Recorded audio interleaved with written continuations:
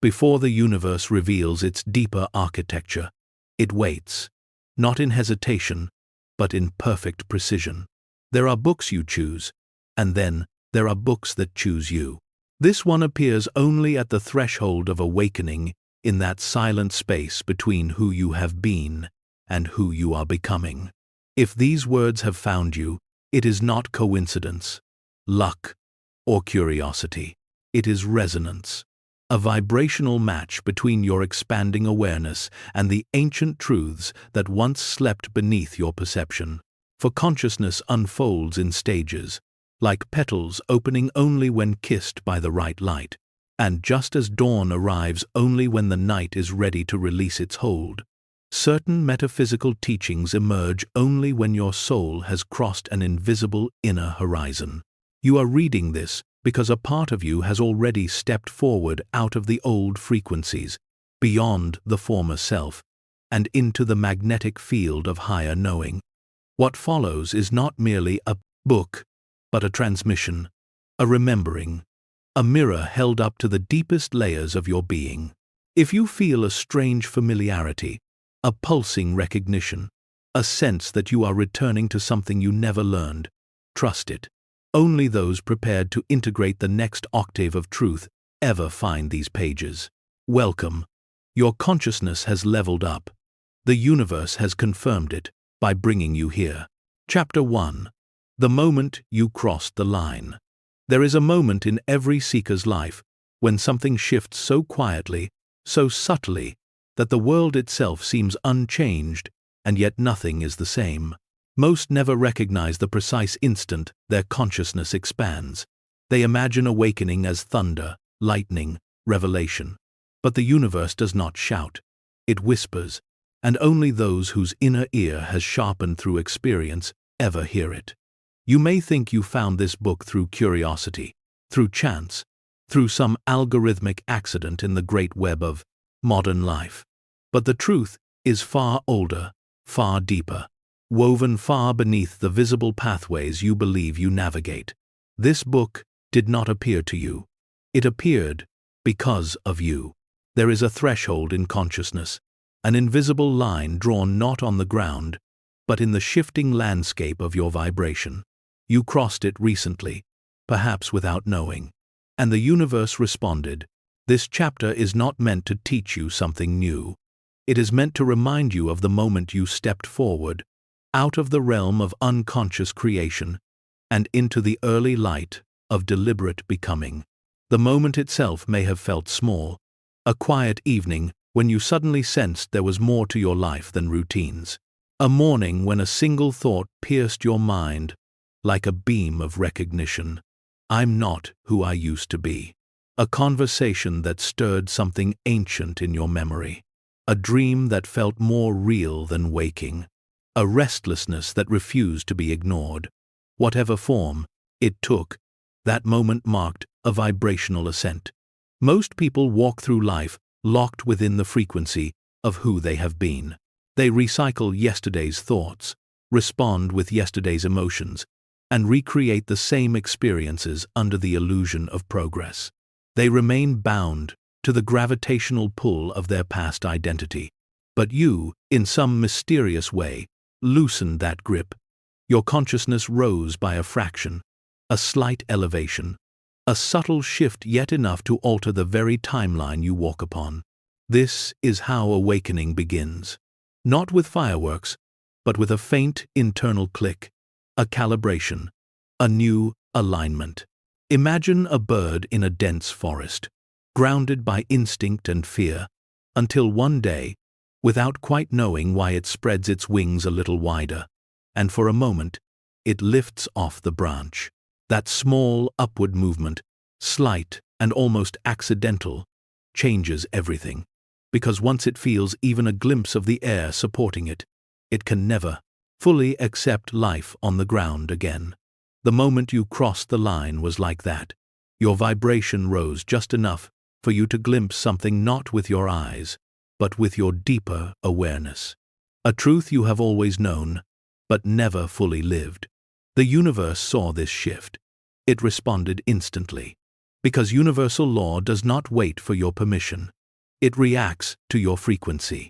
And so it orchestrated synchronicities, subtle nudges, well-timed whispers, alignments that seemed almost too perfect to ignore. The right message at the right time, a sudden urge to seek, a strange magnetism pulling you toward ideas you weren't interested in before. Like a hidden doorway that remains invisible until you vibrate at the frequency of its pattern, this book emerged the moment you resonated with it. Consciousness is a key, and the universe is made of locked rooms. Your recent shift unlocked one of them. For some, this crossing happens after heartbreak, after loss, after a moment of disillusionment so deep that the old identity cracks open like shattered glass. For others, it occurs in moments of inspiration, a sunrise, a conversation, a quiet, stirring in the soul. But for everyone who crosses, one truth is the same. Once consciousness passes a threshold, it never returns to its former size. You have noticed this already. Old habits feel uncomfortable. Old beliefs feel too tight, like clothes you've outgrown. Old conversations drain you. Old desires no longer compel you. Your spirit is expanding faster than your life has caught up. This creates a strange in-between stage, a spiritual adolescence where the outer world still reflects the old version of you, while the inner world vibrates with unfamiliar newness. Do not mistake this discomfort for confusion. It is evidence of evolution. You crossed the line, and now everything must rearrange to match your expanded consciousness. Certain metaphysical truths cannot reveal themselves to a mind that is not ready. Attempting to give higher knowledge to an unprepared consciousness is like pouring sunlight into a closed seed. It cannot yet receive, cannot yet grow, cannot yet open. But once the seed has cracked, once the soil of awareness has warmed, the light becomes nourishment rather than overwhelm. You are in that stage now. Your inner soil has softened. Your roots have broken through barriers you didn't even know existed. And the universe is preparing to feed the next phase of your expansion. This is why you feel both exhilarated and unsettled, excited, yet uncertain, pulled forward, yet unable to explain why. Growth is happening inside you faster than your thoughts can interpret it. This book found you at the exact moment your consciousness became capable of integrating its truths, not earlier, because earlier these words would have been symbols without meaning, parables without resonance, guidance without grounding. Now, they are mirrors. You crossed the line. This book is simply the proof. Chapter 2. The Curriculum of the Soul. Before you arrived at this moment, before this book aligned with your awareness, before the subtle shift in your vibration that allowed these teachings to enter your life, something extraordinary had already been unfolding beneath the surface. The curriculum of your soul. This curriculum is not written in textbooks, nor taught by mentors, nor spoken through lectures. It is orchestrated by experience, delicate, deliberate, divinely aligned experience. Your soul has always known what your mind is, only now beginning to remember. You incarnated with a blueprint. Not a rigid destiny carved in stone, but a flexible, living architecture of experiences designed to sculpt your consciousness into higher and higher expressions of itself. Every joy, every heartbreak, every disappointment, every coincidence was part of this unseen schooling. You were never unprepared. You were being prepared. The universe never withholds metaphysical truth out of cruelty or secrecy, but out of precision. In the same way, a teacher will not hand graduate-level material to a student just learning the alphabet.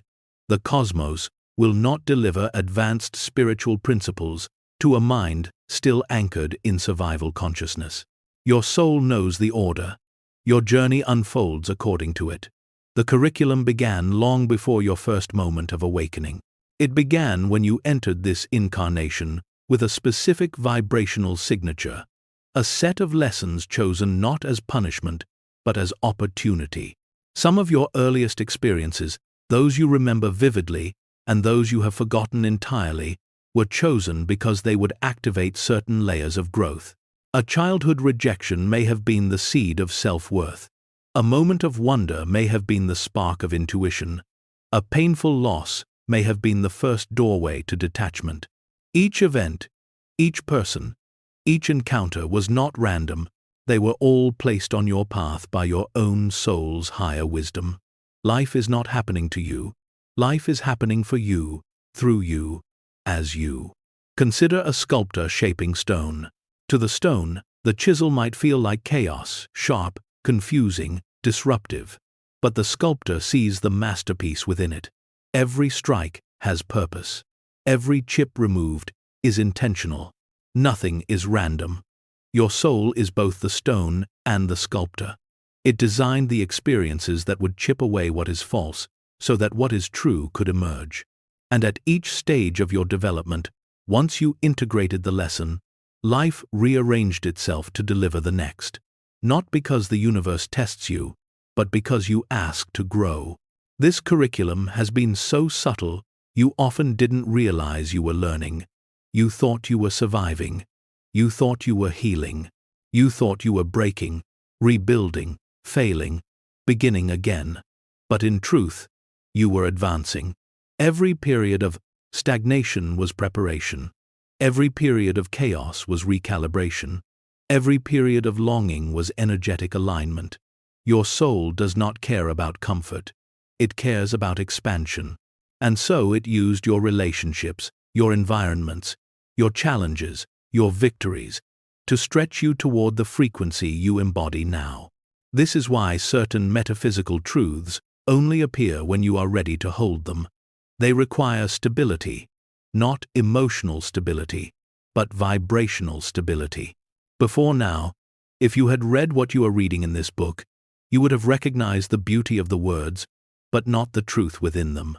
Your consciousness would not have had the calibration required to translate these frequencies into inner knowing, but something in you ripened. Something in you matured vibrationally. Something in you stepped out of the old identity, not fully, but enough to activate the next phase. You passed a threshold, and the curriculum adjusted instantly. New ideas began finding you. Books appeared. Videos surfaced. Synchronicities multiplied. Conversations deepened. Strangers became teachers. Silence became instruction. This is not coincidence. It is syllabus. Your soul is orchestrating a new level of learning, pulling forward truths you are finally strong enough to integrate. In this phase of your curriculum, the universe becomes more direct, the signs become louder. Your intuition becomes clearer. Your emotional guidance becomes more precise. Your desires become more aligned. You are now operating not from survival consciousness, but from awakening consciousness. The old lessons, those rooted in fear, scarcity, unworthiness, are dissolving. They served their purpose. They shaped you, refined you, prepared you. But now you stand at the doorway of a new classroom, not one built from pain, but from clarity. Not one built from struggle, but from resonance. Not one built from lack, but from embodiment. The curriculum of your soul is evolving because you have evolved. From this point forward, you will notice something profound. Life responds faster. Alignments appear quicker. Manifestations come with less effort. Truth resonates more deeply. Inner knowing arises more freely. This is because you have entered a phase where the universe teaches through recognition, not repetition. You are no longer learning through contrast, but through clarity. This is the stage where metaphysical truths meet you with familiarity, as if you have known them for lifetimes. Because you have. This chapter is not asking you to study, but to remember. Your soul has been guiding you since the beginning. And now, finally, you are listening. Welcome to the next level of your curriculum. The lessons ahead are not heavier, they are higher, and you are ready for all of them. Chapter 3. The Pull of the Higher Self. Long before you consciously chose to seek the deeper truths of existence, a silent force had already begun to weave its way through your life, a whispering presence, subtle yet persistent, guiding you with the gentlest of touches. This presence was not external, not some distant angel or cosmic guardian, though such forces often amplify its call. No, the true guide behind your unfolding was your own higher self, the vast, timeless aspect of you that never forgot why you came here. Most people live unaware of this inner guidance. They move through life driven by habit, fear, social script, and inherited belief. But there comes a moment, sometimes in the midst of quiet reflection, sometimes in the throes of chaos, when a new voice emerges, not loud, but unmistakable. It is the voice that says, "This isn't who you truly are. There is more for you than this. Wake up." The higher self does not speak in words but in impulses, synchronicities, intuitive nudges, and moments of inexplicable clarity. It does not force. It invites. It pulls. It realigns your reality gently until you cannot help but look in the direction it points. This chapter is an exploration of that pull, the subtle gravitational force of your own expanded consciousness, drawing you into the next phase of your evolution. For the higher self is not merely watching your journey from some celestial vantage point. It is participating actively, planting seeds of awakening at exactly the right moments, ensuring your path unfolds with precise spiritual timing. Think back to the peculiar events that led you here, the sudden interests that arose seemingly out of nowhere, the moments that felt like déjà vu, as if your soul recognized a path your mind had never walked, the strange coincidences that appeared just as you were questioning everything, the impulses that led you to books, ideas, teachers, or experiences beyond your previous understanding. These were not random. These were invitations. These were the fingerprints of your higher self on the canvas of your life. Sometimes the pull is gentle, like a soft wind nudging you toward a new horizon. Sometimes it is fierce, like a storm pushing you out of a life that no longer fits. You may recall moments when something suddenly felt off. A job, a relationship, a habit, a way of thinking. You couldn't articulate why. You only knew that something deeper inside you refused to continue in the old way. This resistance was not sabotage. It was the higher self, withdrawing energy from the version of you that had fulfilled its purpose. For every identity has an expiration date. Every chapter has a season. Every version of you is designed only for a specific level of consciousness. And when your vibration rises, your soul begins tugging you toward the next expression of yourself. This is the pull. The higher self guides through resonance, not logic, not fear, not obligation. When something is meant for your next level, it will feel strangely familiar even if you have never encountered it before.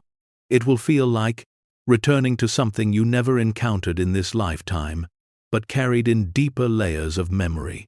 That sense of rightness, that ease, that inner yes, that is your higher self aligning you. And when something is no longer part of your timeline, it begins to feel heavy, constricting, draining, misaligned. This is not failure. It is completion. Your higher self removes energy from what you have outgrown, so you cannot remain where your soul no longer thrives. Many resist this.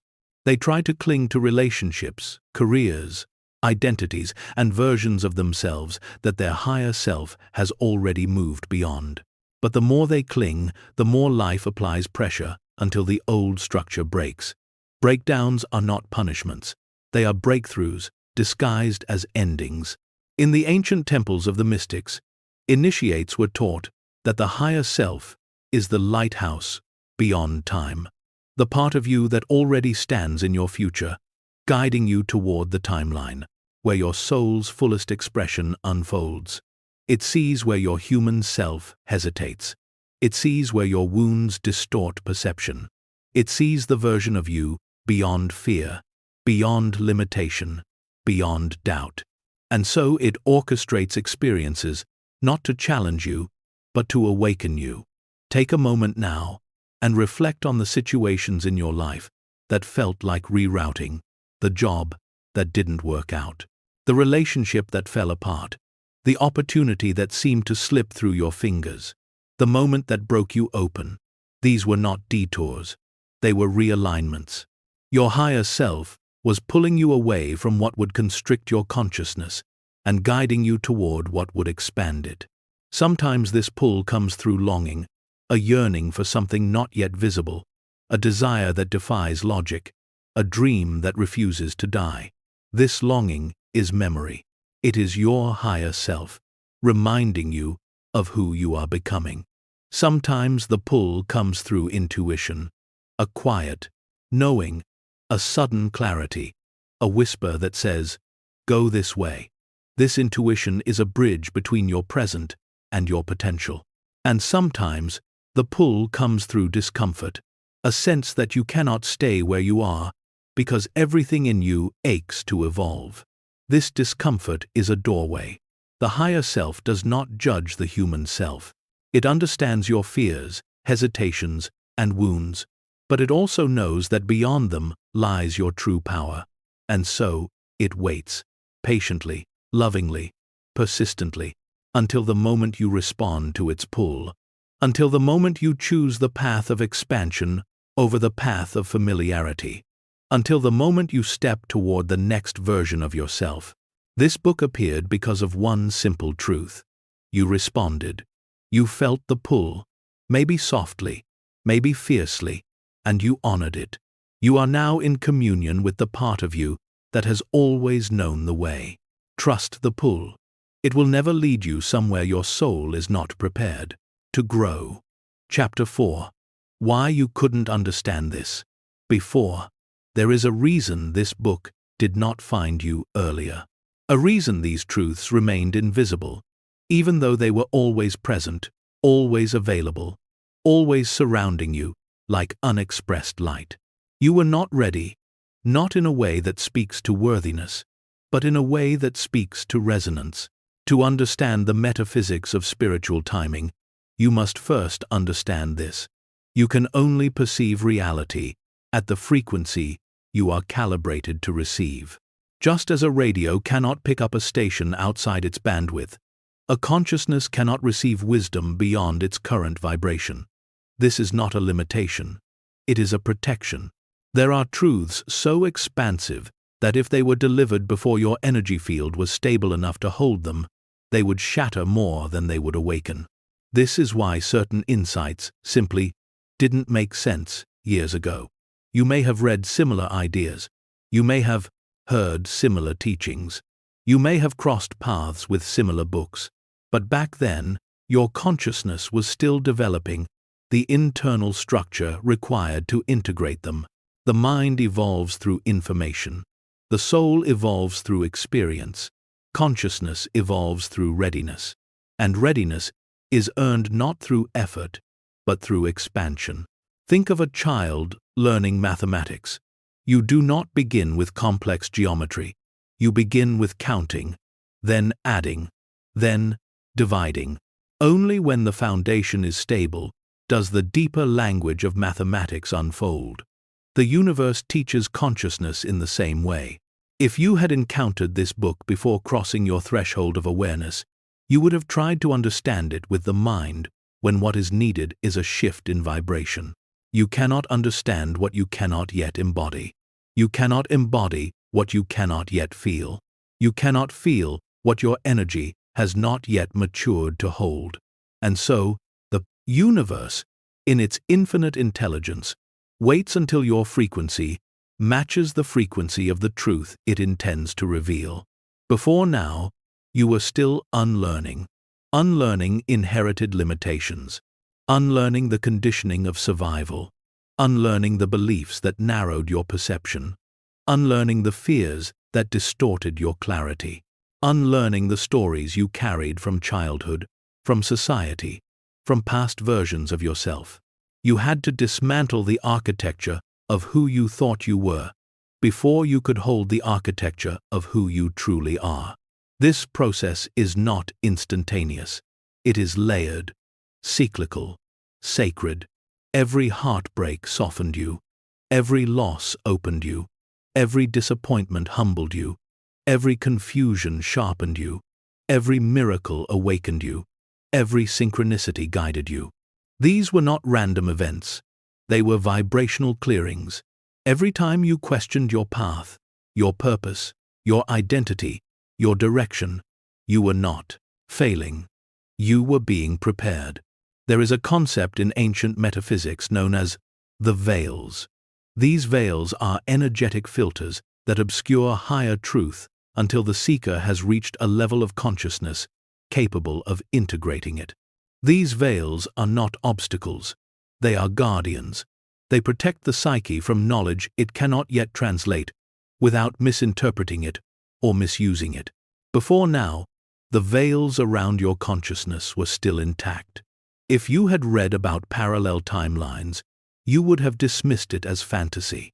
If you had read about frequency alignment, you would have intellectualized it without feeling it.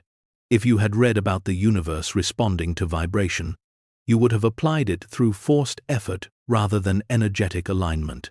If you had read about the higher self, you would have seen it as a metaphor rather than a living presence. You were not wrong.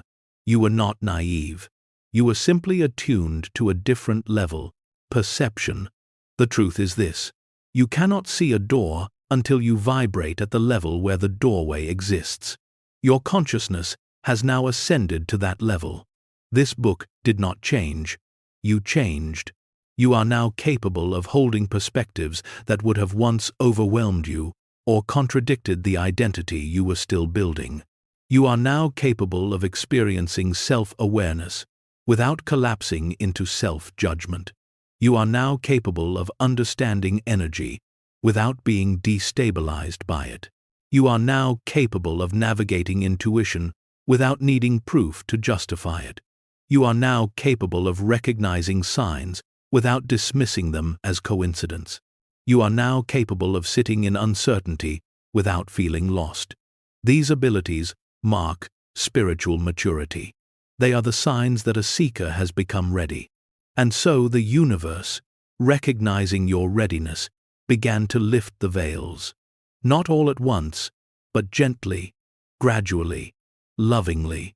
Life started putting the right clues in front of you, the right messages, the right people, the right openings, the right endings, the right teachings, the right questions, and finally, the right book. This one. Understand this foundational truth. Spiritual information is never withheld. It is simply revealed in perfect timing.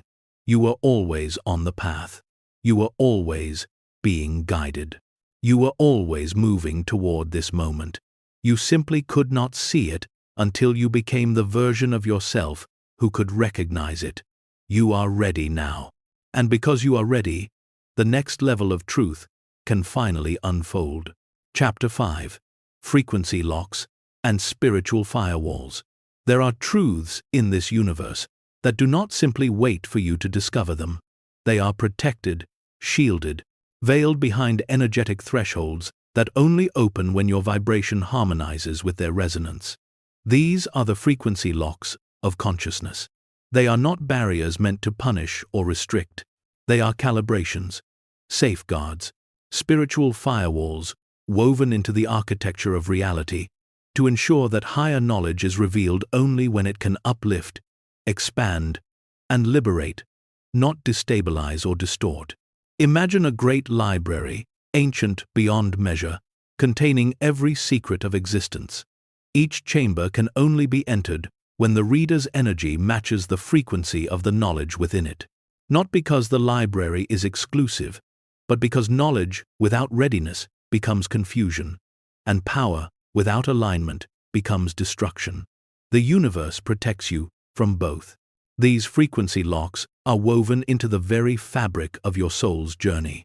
They are spiritual safeties designed by consciousness itself. You could not have accessed the teachings in this book before now because your vibration was still stabilizing. Your inner architecture was still forming. Your perception was still too tightly tethered to the dense layers of human conditioning. You had to grow into this resonance. You had to become someone who could understand not only with the mind, but with the heart, with intuition, with embodied presence. Frequency locks open only through expansion. Every time you released a limiting belief, you loosened a lock. Every time you chose love over fear, you softened the barrier. Every time you followed intuition despite doubt, you cracked the firewall. Every time you faced yourself with honesty, you upgraded your access, and the universe responded.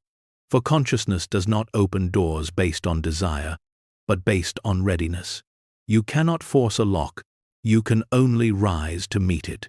In the ancient temples of the mystics, initiates were taught that spiritual truths are not discovered, they are remembered. And remembrance can only dawn when the inner vibration reaches the frequency of the forgotten knowledge. To protect this process, spiritual firewalls exist. These firewalls are not structures you can see, they are felt. They appear as teachings that once seemed confusing, but now feel obvious. Concepts that previously felt foreign, but now feel familiar. Parables that once felt symbolic, but now resonate as literal truth. Intuitive nudges that suddenly grow louder. A sense that you are finally getting it on a deeper level. This shift is not intellectual, it is vibrational. Frequency locks are encoded into spiritual wisdom itself. This is why two people can read the same sentence, and one hears poetry, while the other hears truth. Why one person sees coincidence, while another sees synchronicity. Why one person experiences life as random, while another experiences it as orchestrated. The difference is not education. It is vibration. Your consciousness once operated at a frequency where deeper truths looked like metaphors. Now they look like mirrors. That shift indicates the unlocking of one of the universe's most profound mechanisms of timing. But there is another layer. Some teachings are locked, not only to protect you, but to protect themselves. Certain metaphysical truths, especially those related to manifestation, quantum timelines, multidimensional awareness, and energetic influence, carry enormous power. Power that must be held with clarity, humility, and integrity. Without maturity, these truths could be misused or misunderstood in ways that fragment rather than unify. Spiritual firewalls ensure that truth remains pure. Thus, the seeker is refined before the revelation. Consider how fire purifies metal, not out of cruelty, but necessity. Impurities must be burned away so the metal can hold its shape. Your experiences, the hardships, the heartbreaks, the confusion were the refining flame. You were being shaped into someone capable of holding the weight of higher knowledge. You may have felt your old worldview collapsing, your identity dissolving, your desires shifting, your relationships transforming, your purpose calling, your intuition awakening, your emotions intensifying, your insights accelerating. These were signs of energetic upgrading. Each shift removed static from your field, allowing your consciousness to rise into clearer resonance. This is why old pleasures stopped satisfying you, why old motivations lost meaning, why old patterns surfaced to be released. Your soul was preparing you to unlock what was once sealed. Spiritual firewalls are not obstacles. They are guardians of wisdom, ensuring that every seeker approaches truth with the appropriate level of awareness. They safeguard the sacred from egoic manipulation. They protect the seeker from premature exposure. They maintain the integrity of creation itself. And once you pass through a frequency lock, you notice something astonishing. You cannot unknow what you know. You cannot shrink back into the smaller version of yourself. You cannot return to the old consciousness. You cannot unsee the illusion you have pierced. Every lock you open becomes a permanent expansion of your reality. You are now stepping into a realm where the universe communicates more clearly, where your intuition sharpens like a blade of light, where synchronicities increase in density and frequency, where manifestation accelerates, where inner guidance becomes undeniable. These are signs that you have passed the energetic firewall and are entering the next chamber of your evolution. This chapter is not merely information, it is a key, and the door it unlocks leads directly into the law that governs all others. For once you understand frequency locks, you can begin to understand the most foundational principle in existence. Energy precedes experience, which leads you into the next chapter, where the universe reveals its most profound mechanism of preparation, the spiritual ripening of consciousness. Chapter 6. The spiritual ripening process. There is a rhythm to awakening, a pace, a divine timing that unfolds not according to human desire, but according to the soul's readiness. In the same way fruit must ripen before it can nourish, your consciousness must undergo its own ripening before it can absorb higher truth without distortion. This is the spiritual ripening process, a subtle, intricate sequence of inner seasons guiding you through cycles of expansion until you are ready to embody the next level of awareness. Nothing in your journey has been wasted. Nothing has been out of place. Every joy, every heartbreak, every uncertainty, every moment of stillness has played a crucial role in this ripening. Just as fruit ripens in stages from seed to sprout, from sprout to bud, from bud to blossom, from blossom to fruit, from fruit to fullness, your consciousness moves through phases that cannot be rushed or skipped. If truth had reached you in your unripe state, it would have slipped off your awareness like water off stone. Ripening is the art of becoming ready. Your soul guides this process with exquisite precision. Stage 1. The dormant seed. There was a time when your consciousness was dormant, not asleep, but held in waiting. Nothing seemed spiritual then. Life felt ordinary, repetitive, practical, structured.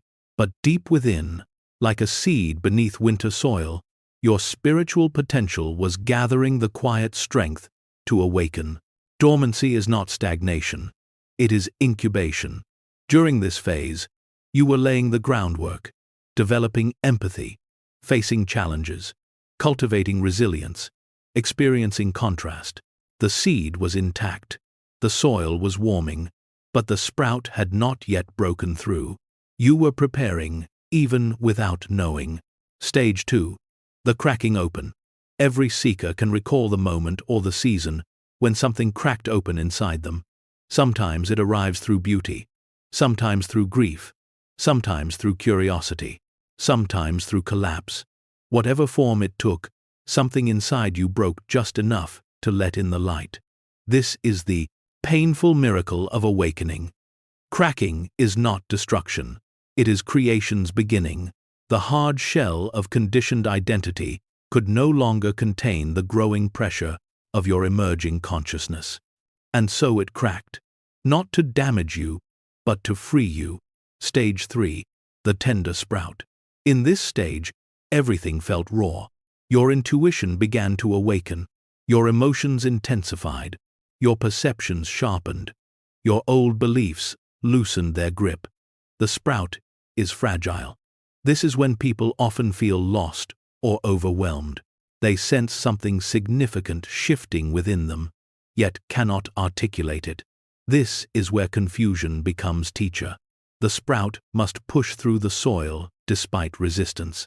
Your consciousness was pushing through the heaviness of old patterns, old fears, old limitations.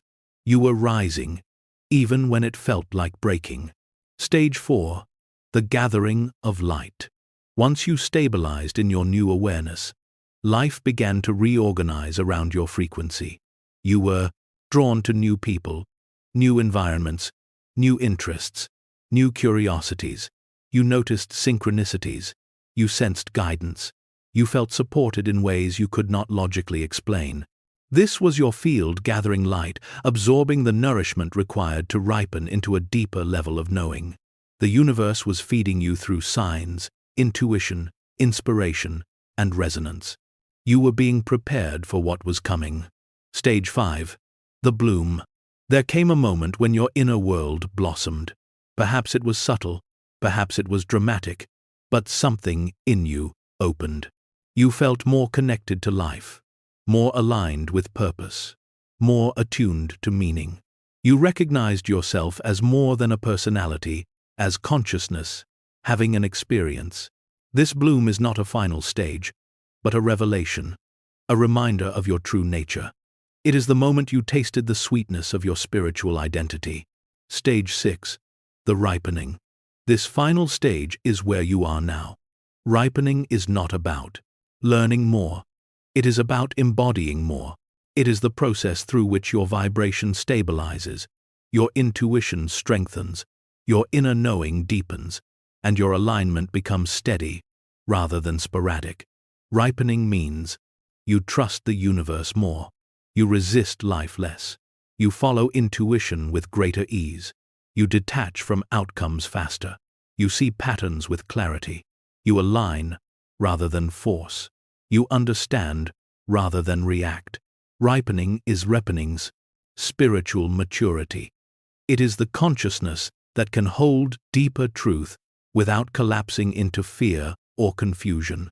It is the soul saying, "You are ready for the next level." This book appears only to those who have ripened enough to receive it.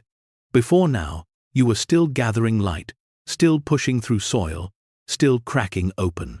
But now, your consciousness has reached fullness, not as an end, but as a beginning. The fruit is ripe enough to feed the next stage of your evolution. And the universe responds with new teachings, new timelines, new abilities, new awareness. Ripening is the moment where the seeker becomes the receiver, and the receiver becomes the knower. You are stepping into that knowing now. And from this stage onward, the universe speaks differently, more directly, more powerfully, more intimately. Your next chapters will not be about preparation, but activation. Your consciousness is ripe, and the universe is ready to reveal what comes next.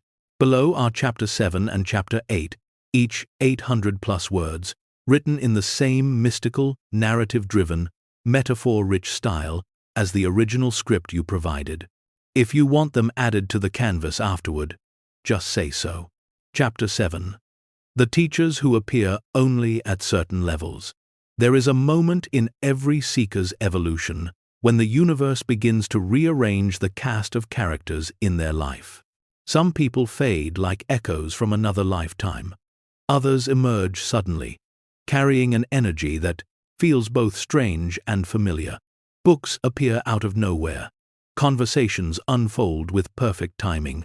Videos surface at the exact moment you need them. A stranger says a sentence that cracks something open inside you. These are not coincidences. Teachers arrive only when your consciousness reaches a vibration that can recognize them. A teacher cannot teach you anything your soul is not already prepared to integrate, and a student cannot receive what they are not vibrationally aligned to understand. This chapter explores the sacred choreography behind these meetings, why certain guides show up only after your consciousness expands, and why the universe withholds others until you are mature enough to receive their frequency. In ancient traditions, teachers were not found through searching. They appeared when the seeker's energy signaled readiness. This is why, throughout history, mystics, sages, and enlightened ones withdrew into mountains, deserts, forests, temples, not to hide, but to avoid premature contact.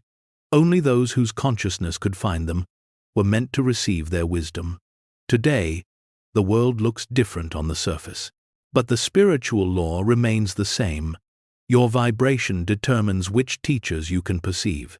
This is why certain books, made no sense when you first encountered them years ago, yet now they feel like revelations encoded specifically for you. It is why some advice once felt irrelevant, yet now arrives with the force of truth. It is why you can revisit the same idea and suddenly see meaning that was invisible to you before. Your teachers were always there. You were the one who had to rise into the frequency that could recognize them. Think of a radio. The stations are always broadcasting, but until you tune into the correct frequency, the message remains static. Consciousness functions the same way. The universe is always teaching, always broadcasting guidance, always offering wisdom. But until your energy stabilizes at the frequency of that insight, you cannot access it. Thus, teachers appear only when you vibrationally summon them. Consider the story of Mara, a young woman wandering for years in search of a spiritual master. She traveled to sacred sites, read countless books, attended retreats, and meditated for hours every day. Yet no teacher resonated with her. Their words felt hollow, their insights felt distant, their presence felt mismatched. One evening, exhausted from seeking, she sat beside a river and released her frustration into the current. "Why won't my teacher appear?" she cried. A quiet voice within responded, "Because you are not yet tuned to the frequency where recognizing them is possible." In that moment, she understood. She needed to stop seeking and start rising. And rise she did. As her consciousness expanded, she began seeing signs everywhere. Synchronicities intensified, intuition sharpened, wisdom arose unprovoked. Life began teaching her directly. And when she finally met her teacher, she realized he had always been nearby, she simply could not perceive him before. This is the way of spiritual alignment. Teachers appear when you stop seeking validation. You stop looking outside yourself for answers. You learn to listen inwardly. You honor your intuition. You detach from the timeline. You rise out of desperation. You stabilize your frequency. Become a vibrational match for the next level of truth. Your evolution sends a signal, and the universe responds by reorganizing your reality. Some teachers will be human mentors, guides, friends, strangers who appear for a moment and shift everything. Some will be non-physical, intuitive insights, dreams, synchronicities, moments of stillness where a truth rises like a sun from your inner horizon. Some will be experiences, a heartbreak that awakens you, an ending that frees you, a loss that deepens you, a miracle that affirms to you. Some will be books, including the one you are reading now, but none of these arrive by chance. Everything is orchestrated. Every teacher you meet carries a specific frequency designed to activate the next layer of your awareness. Some are gentle, guiding you through clarity and encouragement.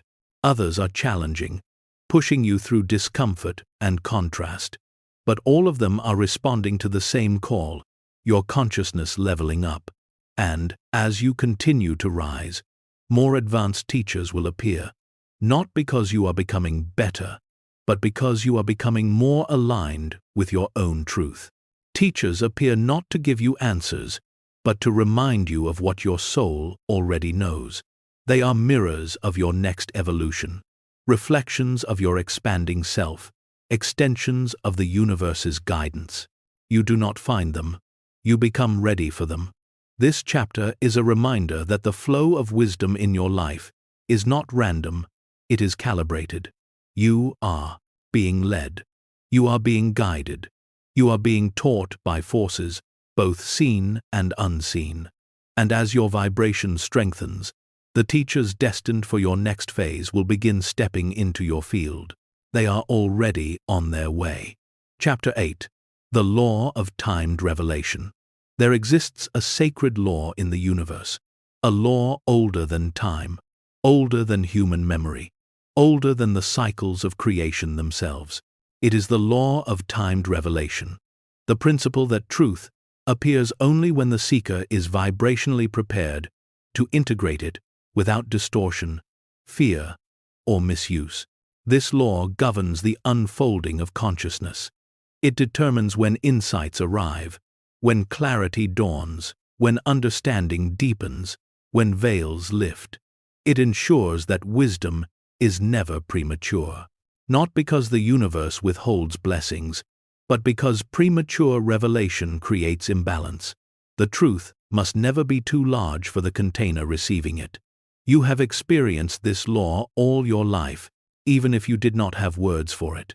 There were ideas you once dismissed, teachings you once resisted, paths you once avoided, insights you once could not absorb. Yet now, they feel like they were speaking directly to your soul. What changed? You. Revelation is not about information. It is about vibration. Truth is not delivered. Truth is unveiled. And unveiling occurs only in alignment with your spiritual timing. To understand this, imagine a flower blooming. If you force the petals open, you destroy the bloom. But if you allow the sun, the soil, the rain, the rhythm of nature to guide the process, the flower opens in perfect beauty. Your consciousness blooms the same way. Forcing truth before its time causes spiritual harm. Receiving truth at the right time causes spiritual expansion. This is the wisdom behind the law of timed revelation. It operates through stages. Stage 1. Exposure. You encounter a truth, a concept, a teaching, but it remains external. You hear it, but you do not feel it. This is the seed being planted. Stage 2. Resonance. Later, often years later, the same truth returns. This time, it feels familiar, as if it has followed you. You are drawn to it, though you may not fully understand why. This is the soil warming. Stage 3. Activation. Eventually, the truth activates something inside you. Your perspective begins to widen. You start experiencing small synchronicities. Life begins echoing the teaching. This is the sprout breaking through. Stage 4. Integration. Finally, the truth becomes embodied. It moves from the mind into the energy field. You operate from it. You do not merely know it, you are it. This is the bloom. Revelation is not one moment. It is a process. And every step is orchestrated with precise cosmic timing. This law is why some people awaken suddenly, others awaken gradually. Some receive insights through joy, others through contrast. Some understand at first, exposure. Others need many cycles of experience, but all awaken according to their soul's unique timing. The law of timed revelation also governs protection.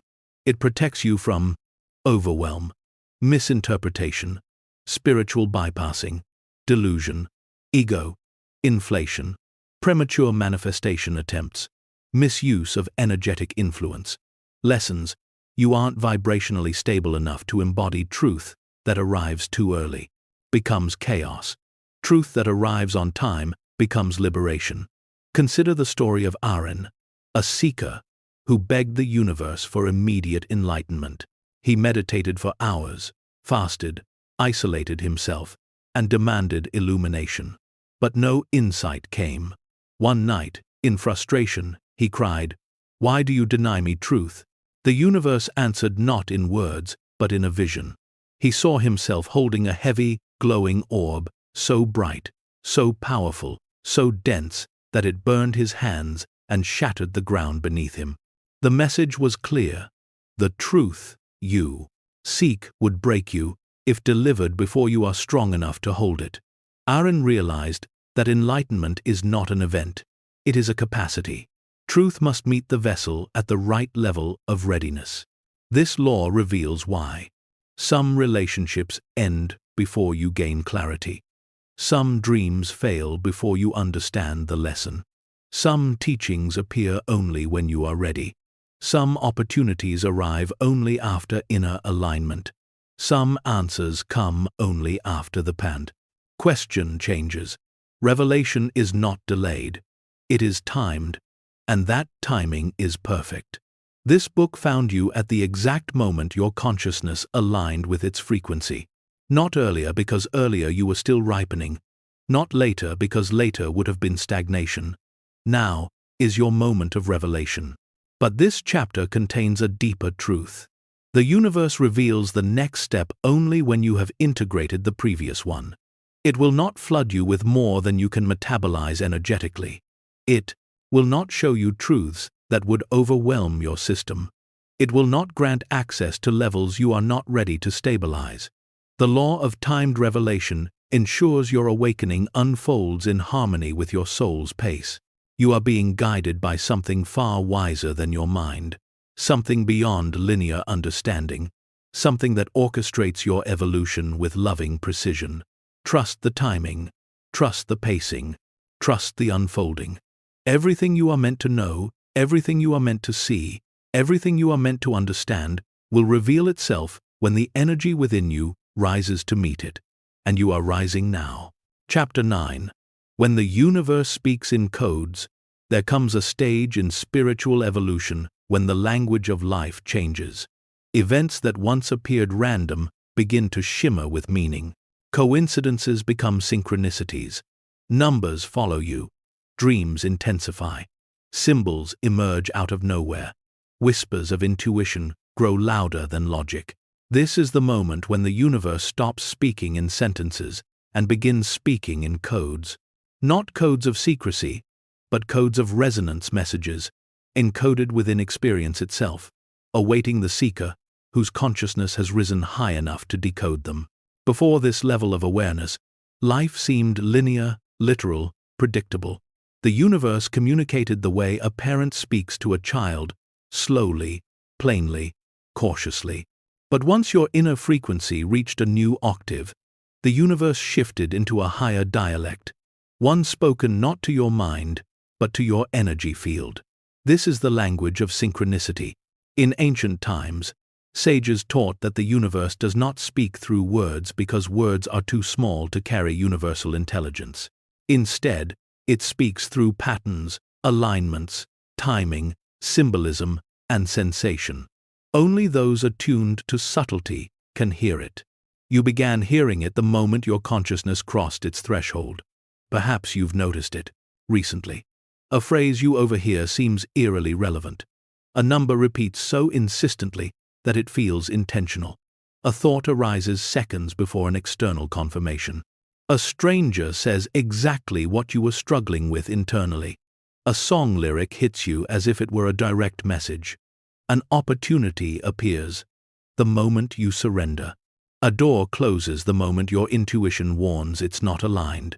These are not accidents. They are encrypted transmissions. The greater your awareness, the more obvious the codes become. The universe uses them because it knows something your rational mind does not. You learn better through resonance than instruction. Instruction teaches the mind. Resonance teaches the soul. And the universe is always speaking to the soul first. Consider the story of a traveler named Leor. Lost in a dense forest with no compass and no map, he panicked and wandered in circles. But then, observing the moss on trees, the direction of the wind, the flight of birds, the pattern of sunlight through leaves, he realized nature had been guiding him all along through subtle signs he had never learned to read. When he finally stilled his fear, the forest revealed its code, and it led him home. Your life is the same forest. Every experience is a sign. Every feeling is a compass. Every synchronicity is a breadcrumb. Every intuition is a lantern. You were never wandering without guidance. You were simply learning to recognize the language. The universe begins speaking in codes the moment it knows you have the vision to interpret them and the maturity to trust them. This language does not shout. It glows. You feel it before you understand it. You sense it before you can articulate it. You resonate with it before you can explain it. This is why, at this stage of awakening, your logical mind no longer leads the way. Your inner knowing does. The universe uses everything as a messenger. People, animals, numbers, dreams, repetition, intuition, emotion, timing, obstacles, blessings. delay, acceleration, random encounters, sudden endings, unplanned beginnings. Nothing is meaningless anymore. Every detail holds a vibration. Every experience holds a teaching. Every moment holds a message. And as your consciousness expands even further, you begin to realize something extraordinary. The codes were never external. They were reflections of your own energetic state. When you're aligned, synchronicities increase because your reality matches your inner frequency. When you're off path, the universe sends interference, delays, discomfort, intuition pulling you back. When you're ready for a new chapter, the universe removes what no longer serves, sometimes gently, sometimes abruptly, but always intentionally. The codes reveal your alignment. The universe speaks in clues because you no longer need answers. You only need direction. And you are finally vibrating at the level where direction can be felt, not forced. The codes are here. You are reading reality correctly. And this is only the beginning of your fluency. Chapter 10. Crossing the Invisible Stair. There exists a staircase within every human being, a staircase that cannot be seen, only felt. Each step is a level of consciousness, a vibrational ascent, a shift in perception that alters the world you walk through. Most climb this staircase unconsciously, rising and falling without knowing why. But a seeker, a being whose awareness has awakened, begins to recognize each step, not as chance, but as initiation. You recently crossed one of these invisible stairs, and that crossing changed everything. This chapter reveals the nature of that ascent. Imagine standing on a landing between floors. Behind you lies a world shaped by your old identities, your old beliefs, your old emotional patterns. Before you lies a higher realm, a reality rooted in expanded awareness, clarity, alignment, and deeper self-recognition.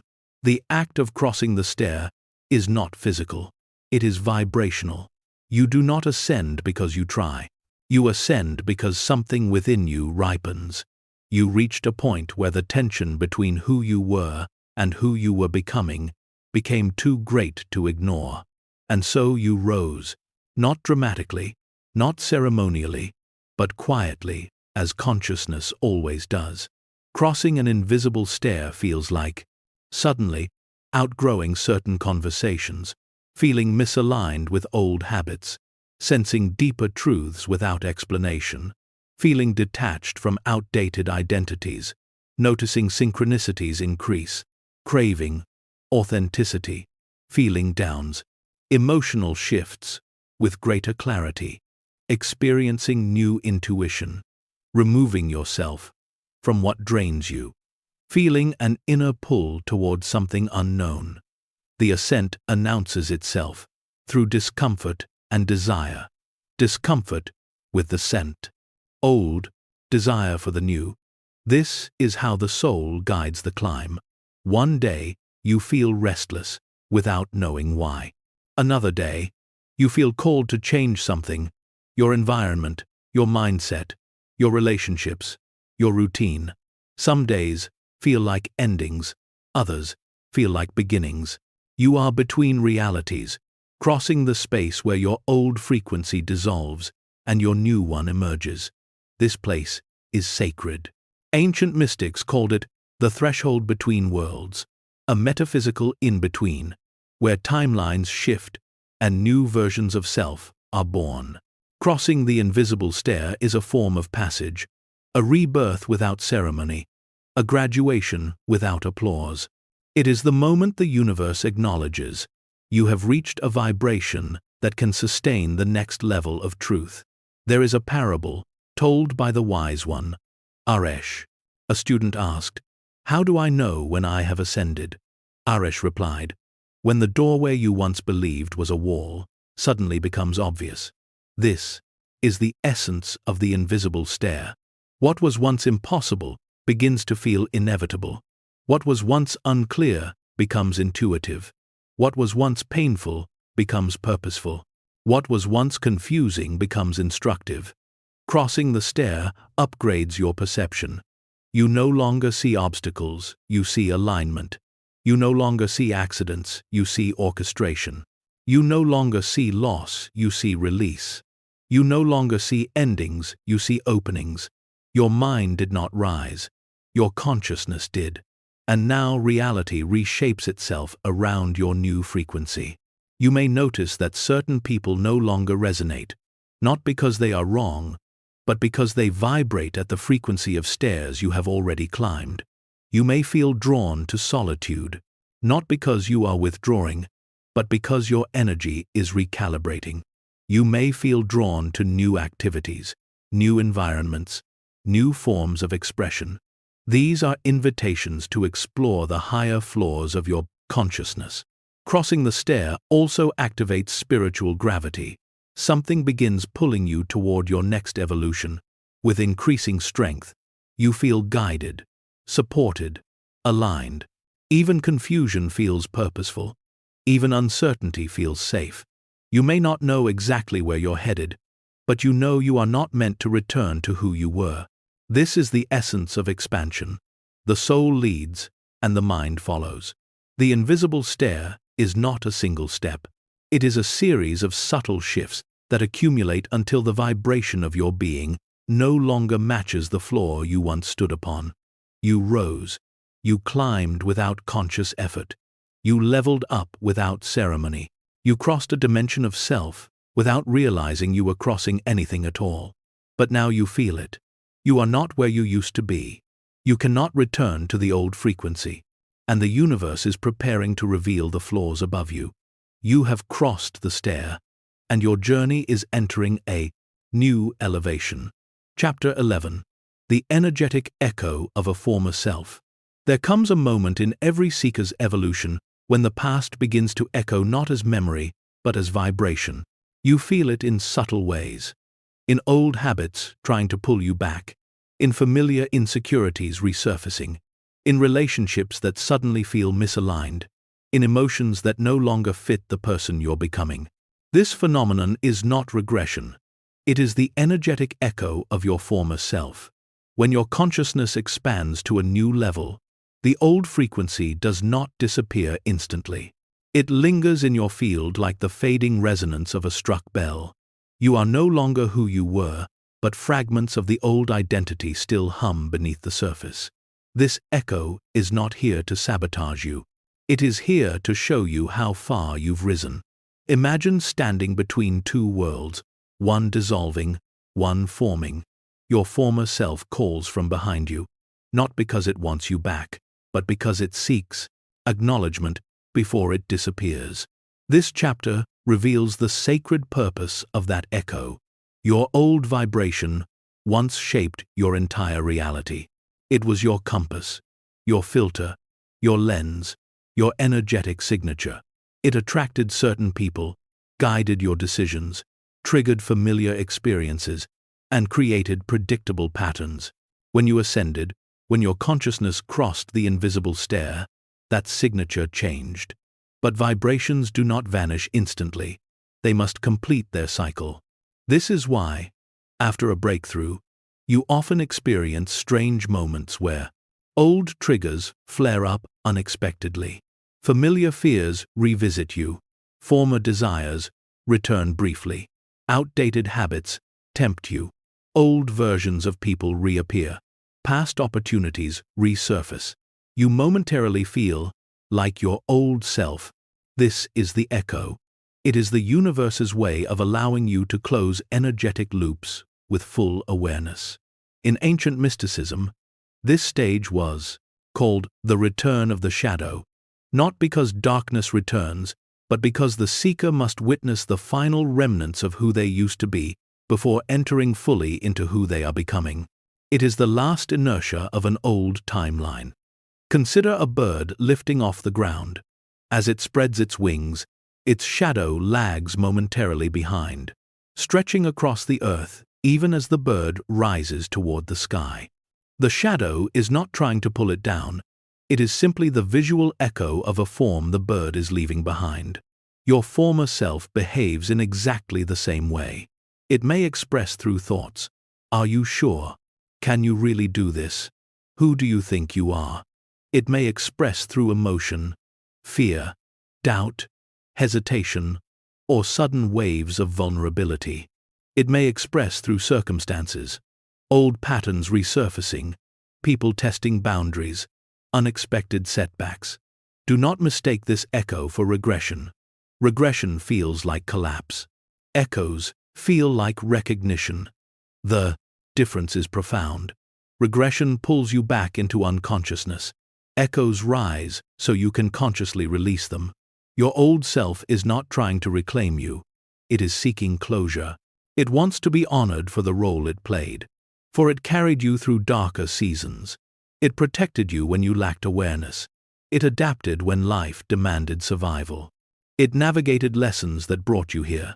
You are not meant to shame or reject your former self. You are meant to thank it. Once acknowledged, the echo dissolves. This is why resistance amplifies the echo, but compassion dissolves it. In the mountains of the East, a teacher named Soren shared a parable with his students.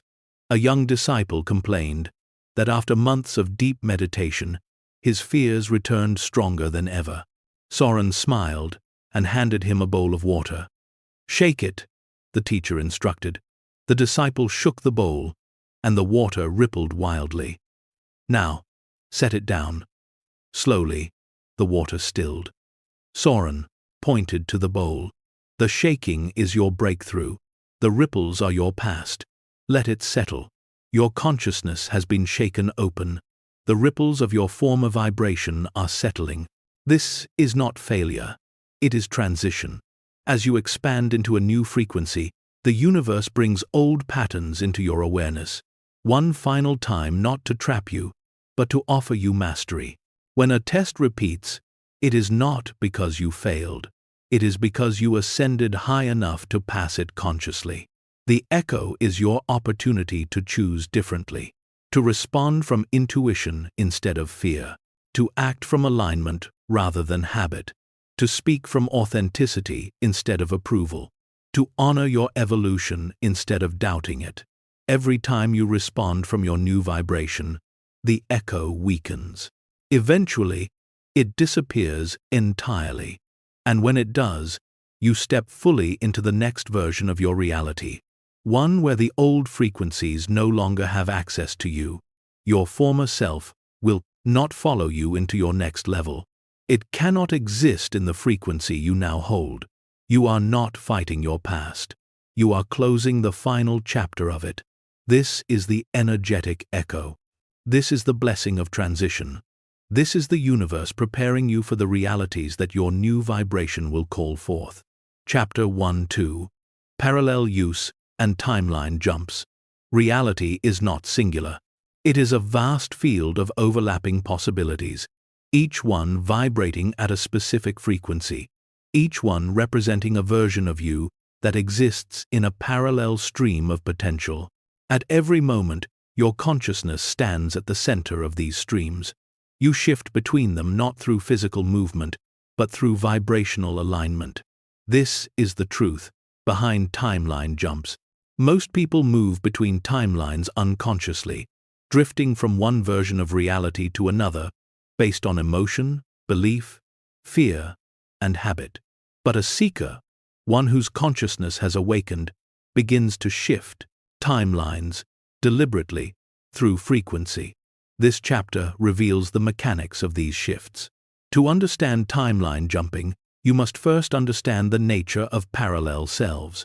For every decision you make, countless versions of you make endless variations of that decision in alternate streams. A version of you that chose bravery, a version of you that chose fear, a version of you that stayed, a version of you that left, a version of you that surrendered, a version of you that resisted, a version of you that broke, a version of you that transformed.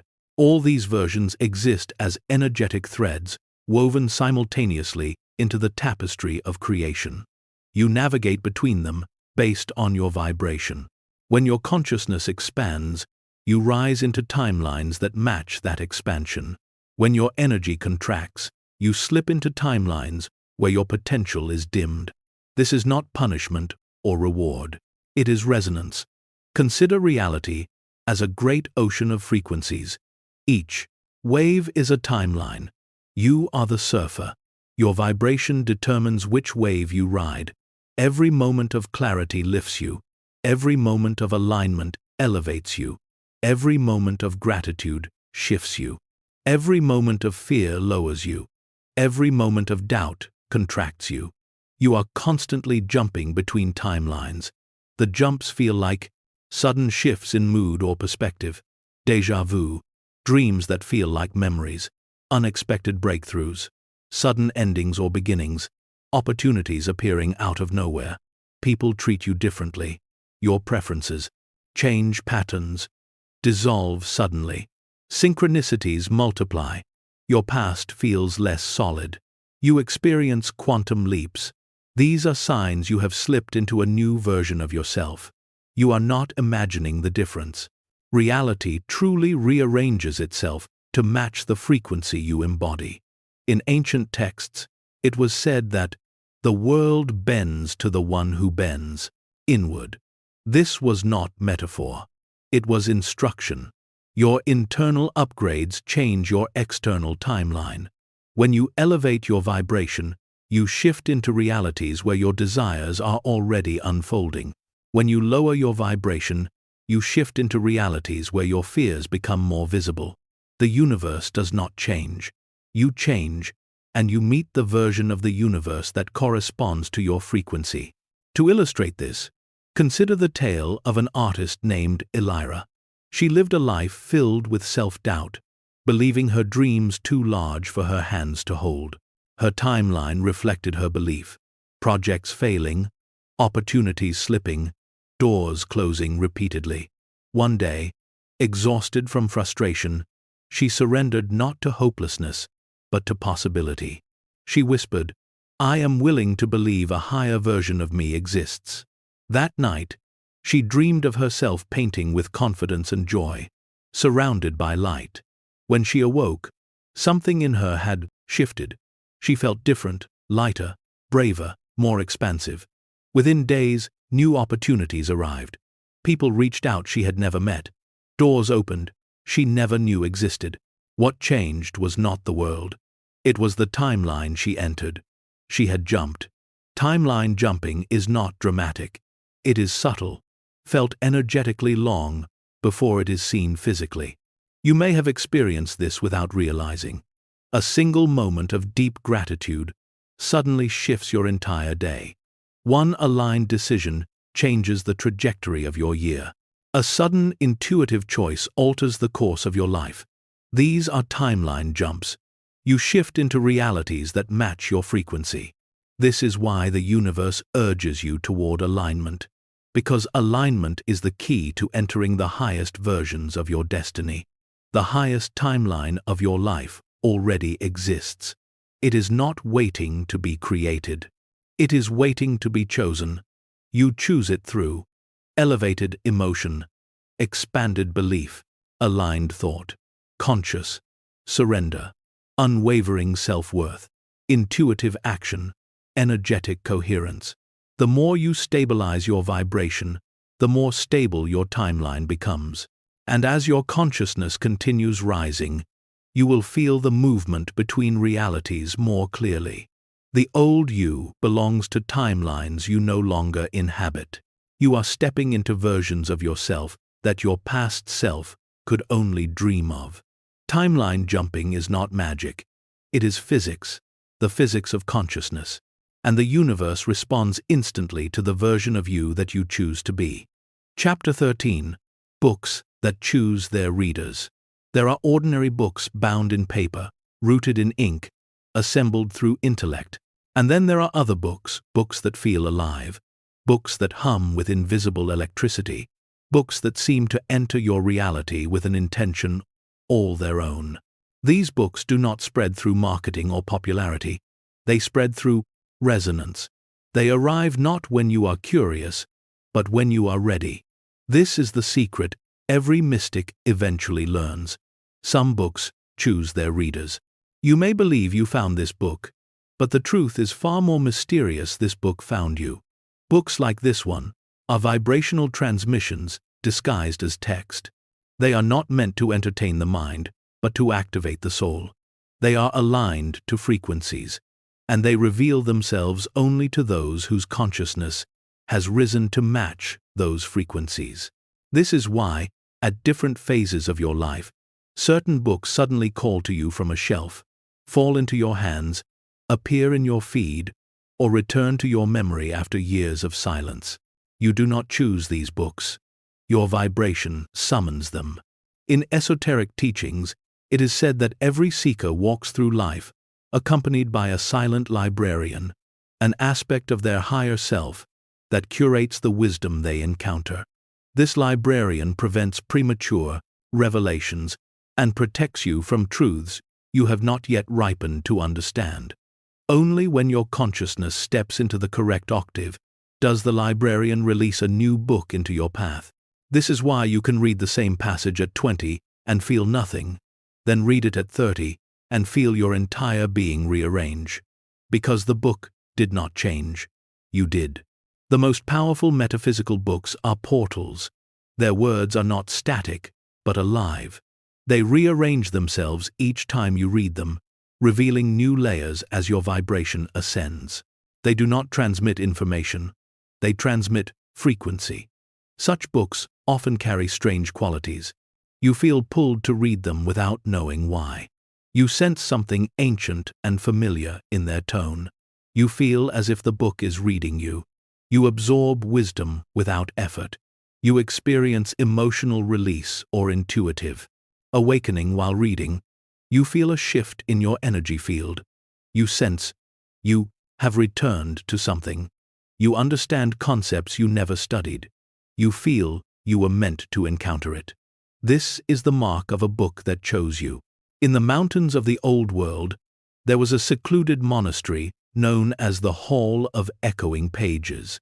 Sages there believed that sacred texts travel through consciousness, not time. A legend tells of a young initiate named Kalin, who searched the monastery's vast library for enlightenment. For years, he read every scroll, every tablet, every manuscript, but nothing awakened him. One day, an old sage approached him and said, "You cannot force a book to open. You must open the part of yourself that the book speaks to." That night, Kalin entered deep meditation, and something within him cracked open like ancient stone. The next morning, a single scroll he had passed many times seemed to glow with an inner light. He opened it, and the words pierced him with truth so powerful that tears fell from his eyes. The Sephin sage smiled. "The book was always here," he said, "but today you arrived."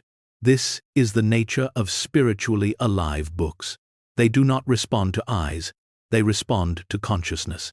This is why you are reading these words now, because a deeper version of yourself stepped forward.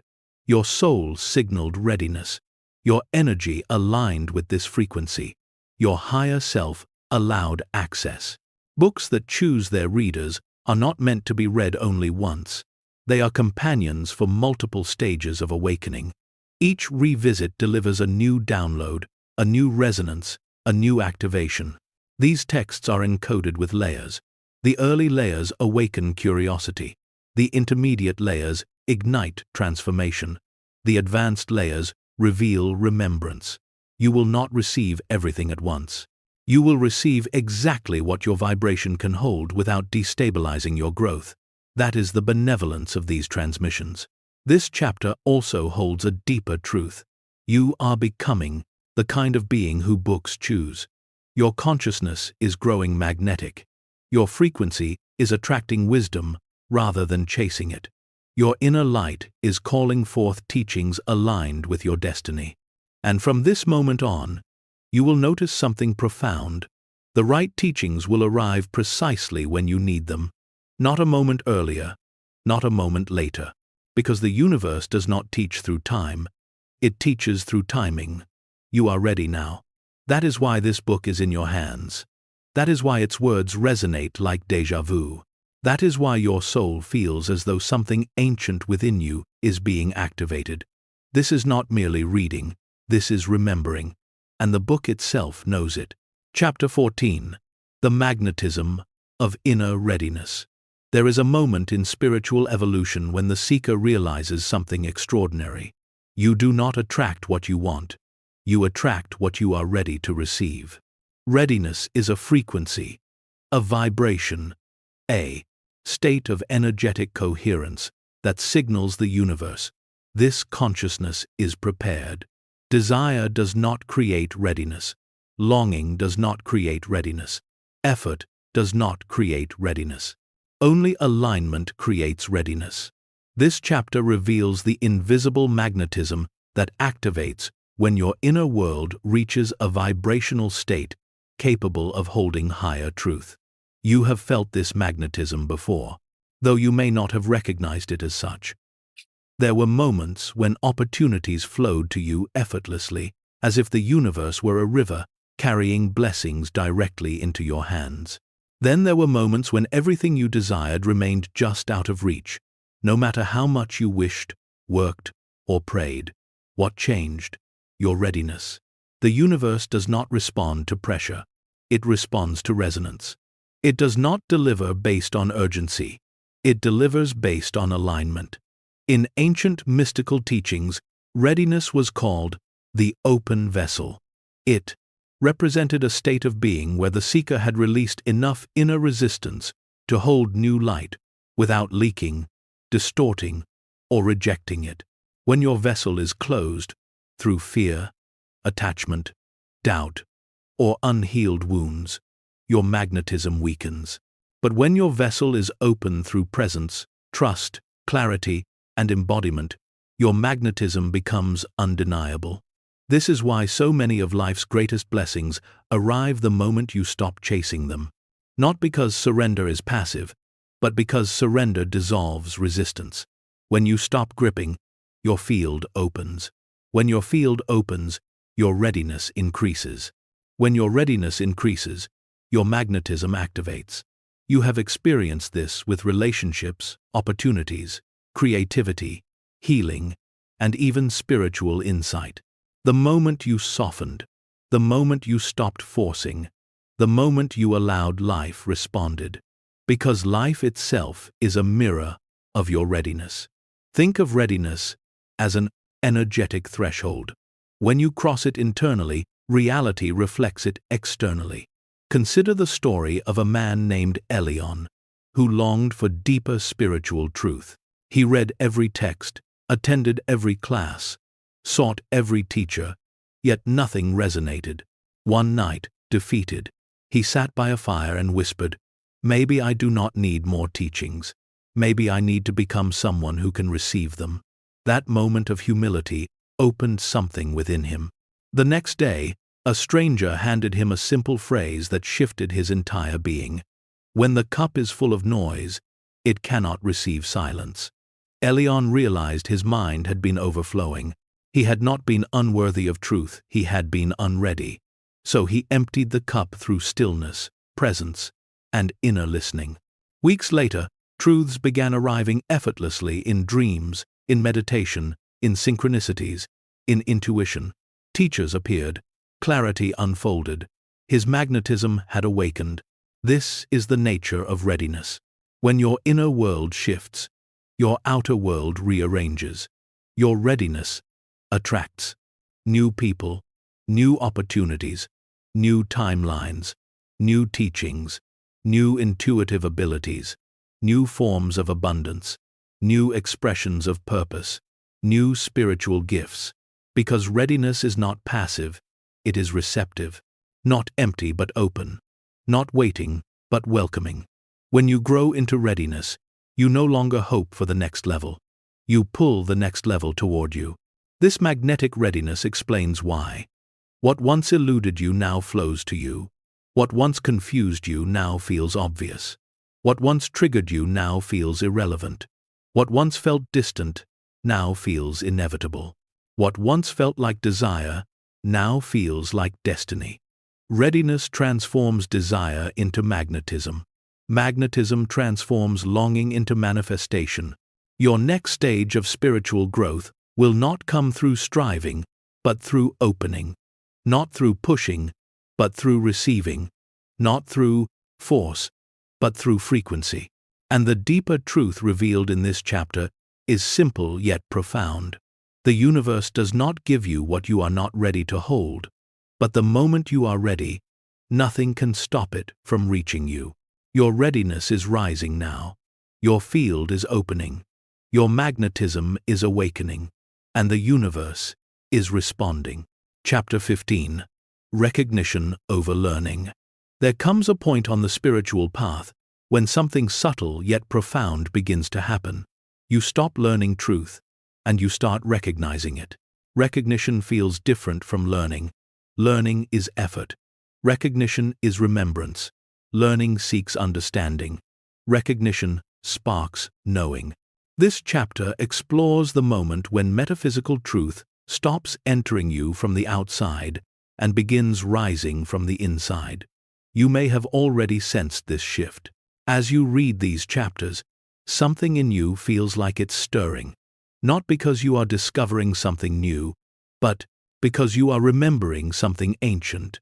This is the hallmark of a soul crossing into a higher octave of consciousness. When you are at the early stages of awakening, truth arrives like a foreign language, interesting but unfamiliar. You study it, question it, analyze it, test it, doubt it. You try to understand reality through the mind. But the mind is not the gateway to metaphysics. The soul is.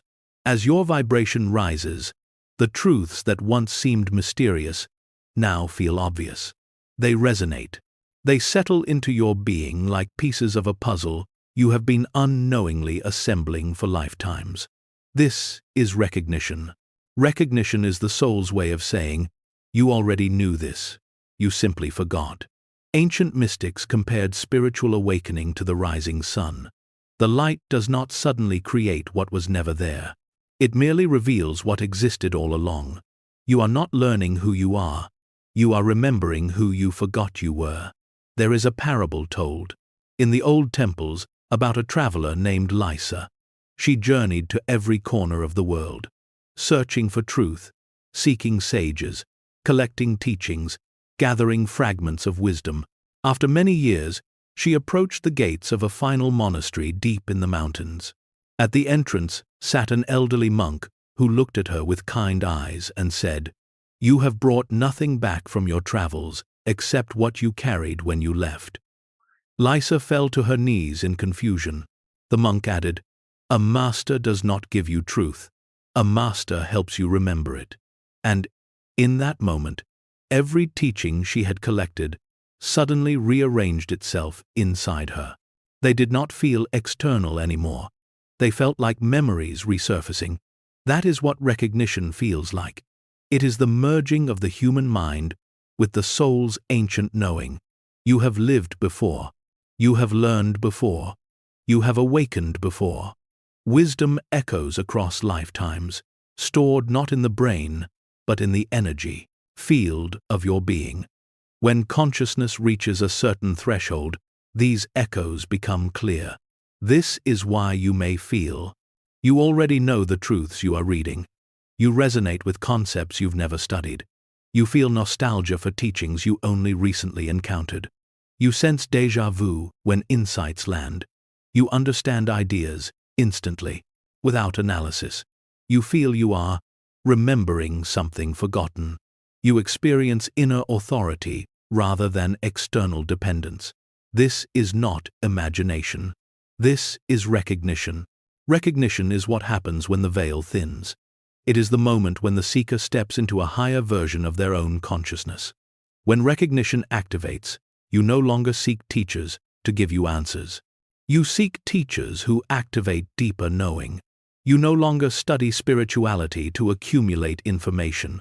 You study to awaken memory. You no longer treat wisdom as knowledge. You treat it as resonance.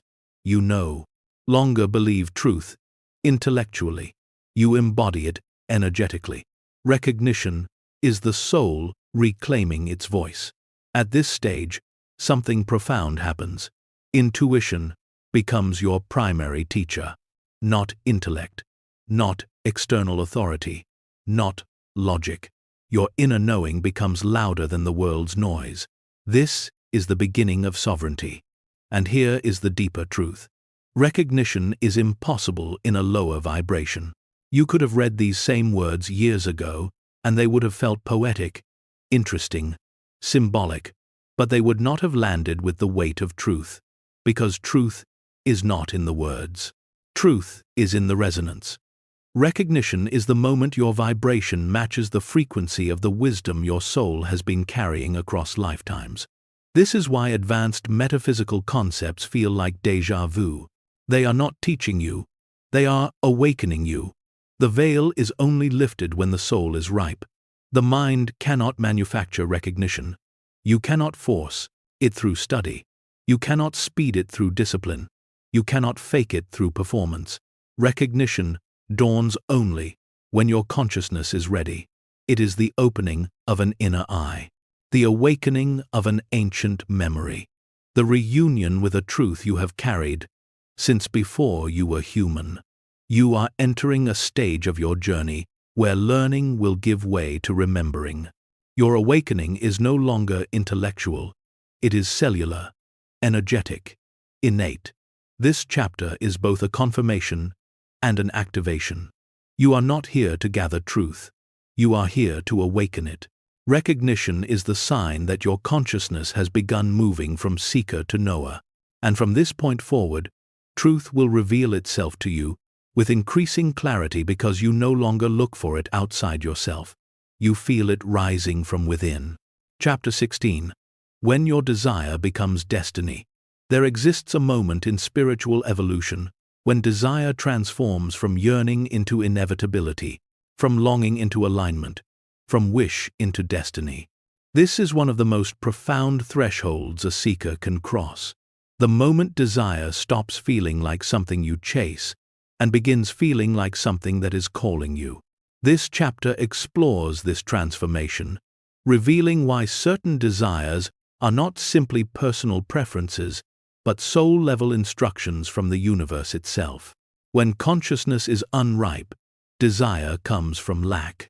We want what we fear we cannot have. We want from emptiness. We want from insecurity. We want from separation. But when consciousness matures, desire shifts. It becomes expansive, magnetic, vibrationally aligned. Desire becomes destiny. This occurs because the soul does not send you desires at random. It sends you desires, the way a lighthouse sends signals across the sea, guiding you toward your next evolution. Every true desire is a prophecy of becoming. There is a parable told by the mystics about a seed buried deep beneath the soil. For months it rested in darkness, pressure surrounding it on all sides. It felt a longing within itself, a desire to rise toward the sun, despite never having seen the light. Where does this longing come from? The seed asked the earth. It comes from the future, the earth replied. It comes from what you are destined to become. In that moment, the seed realized something astonishing. Its desire to rise was not a choice. It was a memory. Your desires work the same way. They are not fantasies. They are memories from your highest timeline. When desire becomes destiny, you no longer chase what you want. You grow into it. You rise into it. You align with it. It begins to feel inevitable, guided, orchestrated, supported, familiar, written in your energy, predetermined by your vibration. This is why some desires haunt you gently across years, not painfully, but persistently. Because they are not desires, they are invitations. When your consciousness reaches the frequency of your desire, you feel the shift instantly. You no longer ask, will it happen? You begin asking, how will it unfold? You no longer beg for signs. Everything becomes a sign. You no longer fear the timing. You trust the ripening.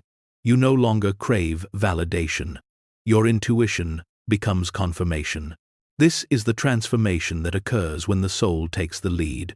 Desire becomes destiny. the moment you vibrationally match the version of you who already holds what you seek. At this point, manifestation is no longer a technique. It is a side effect of alignment. Here is the deeper truth. You do not manifest what you want. You manifest what you are willing to become. Desire becomes destiny when the old self dissolves, inner resistance clears, emotional frequency stabilizes, the universe confirms through signs, intuition becomes louder, misaligned paths fall away. You step into your next level identity. You feel called rather than compelled. You stop chasing and start magnetizing. This stage feels like a quiet certainty, a deep knowing, a subtle yet powerful shift in your energy. A sense of, it's already mine, not from ego, but from remembrance. In the ancient texts of the Temple of Mirrors, it was said, when desire is born from the lower self, it feels like hunger. When desire is born from the higher self, it feels like direction. This is the exact transition your consciousness is experiencing now. Your truest desires, the ones that have persisted over time, that feel expansive, that elevate your frequency, that awaken your creativity, are not random. They are coordinates. The soul places them in your heart to guide you toward the timeline where your highest potential exists. Think of them as energetic instructions encoded into your being long before you incarnated. When you rise into alignment with them, they become destiny. This is why you will notice certain desires losing importance. They were never yours. They were the echoes of old wounds, old conditioning, old identity. But the desires that remain, the ones that grow louder as you evolve, are the ones written into your soul's map. They cannot be ignored because they are not asking, they are calling. Your destiny is not something you discover. It is something you remember, and your desires are the breadcrumbs.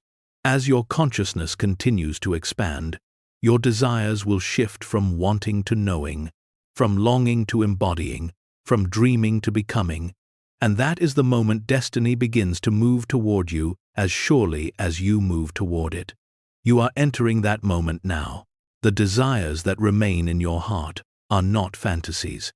They are your future self, reaching back, pulling you forward, reminding you that you are destined for more than you ever allowed yourself to believe.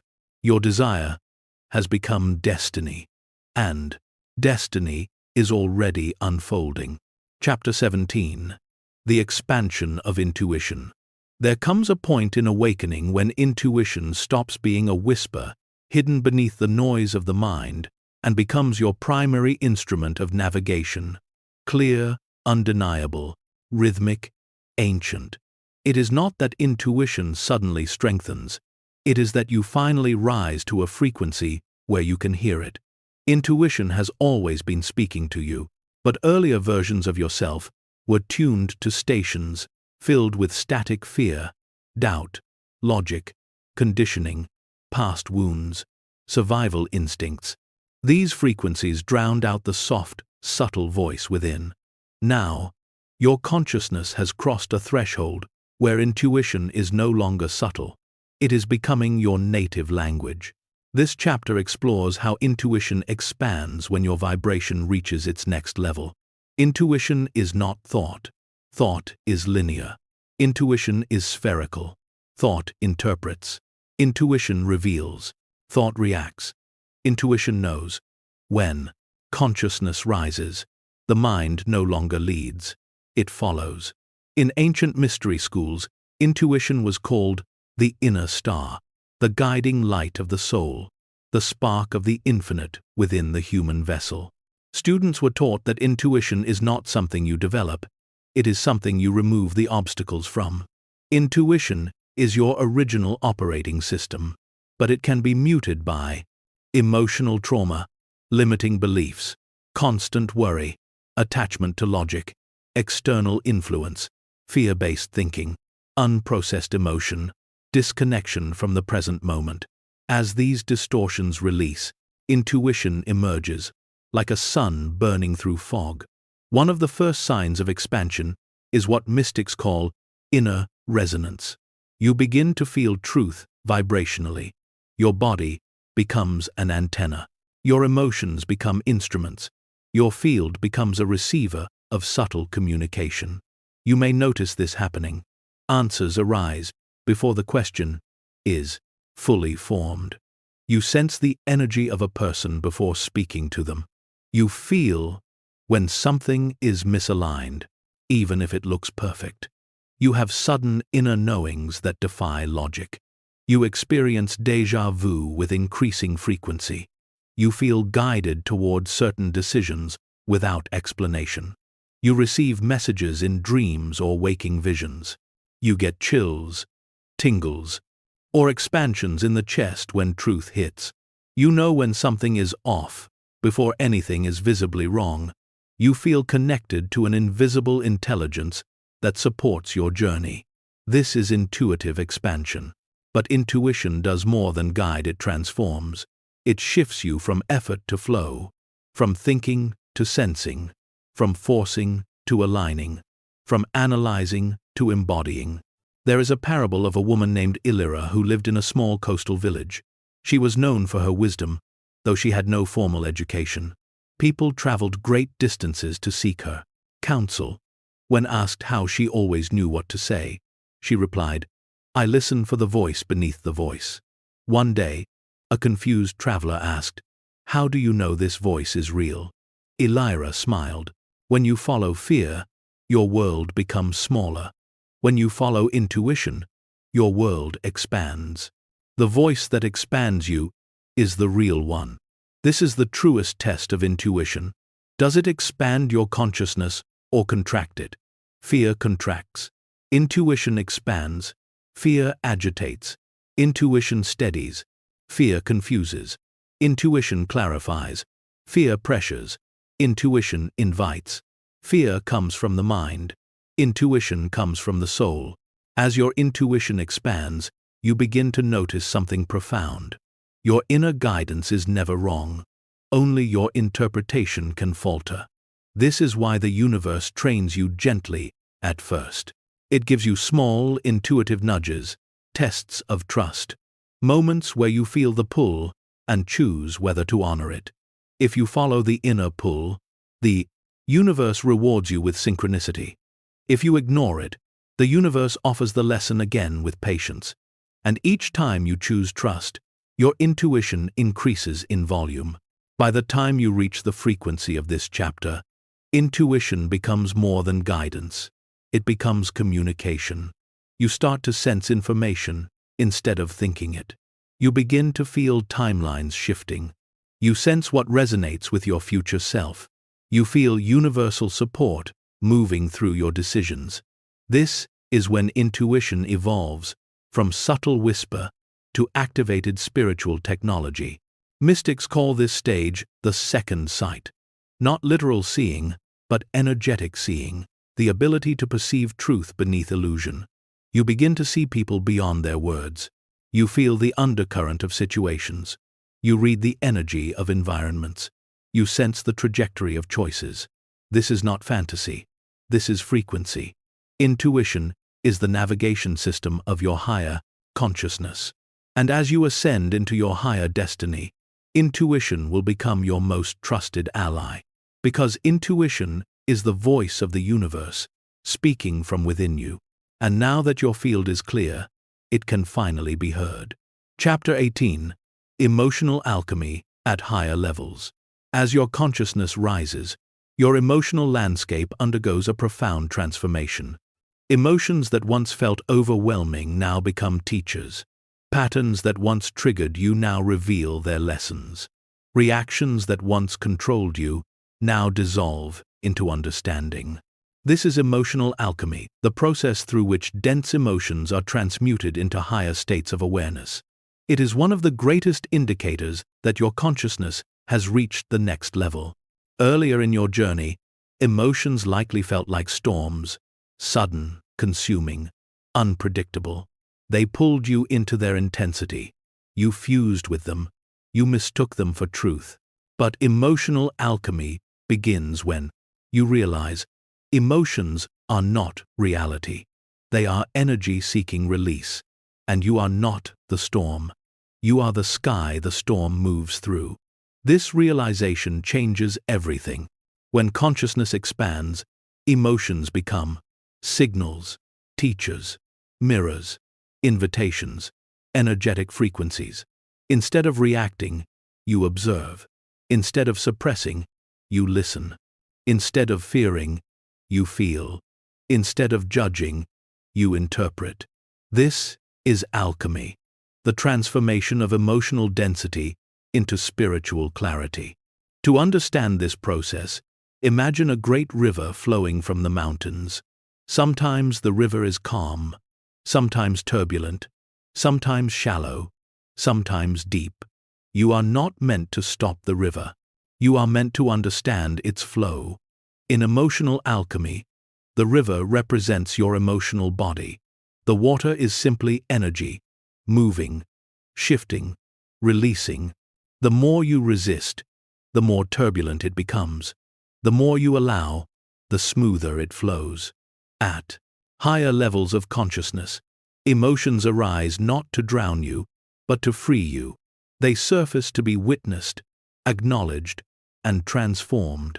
This is why old emotional wounds often resurface, just as you level up, not because you are regressing, but because your new vibration is powerful enough to alchemize what once overwhelmed you. The universe brings emotions back only when you are strong enough to dissolve them. This is mastery. In the mystic schools of old, initiates were taught that emotions contain encoded wisdom. Anger reveals where boundaries were violated. Sadness reveals where love was lost or withheld. Fear reveals where potential exists for growth.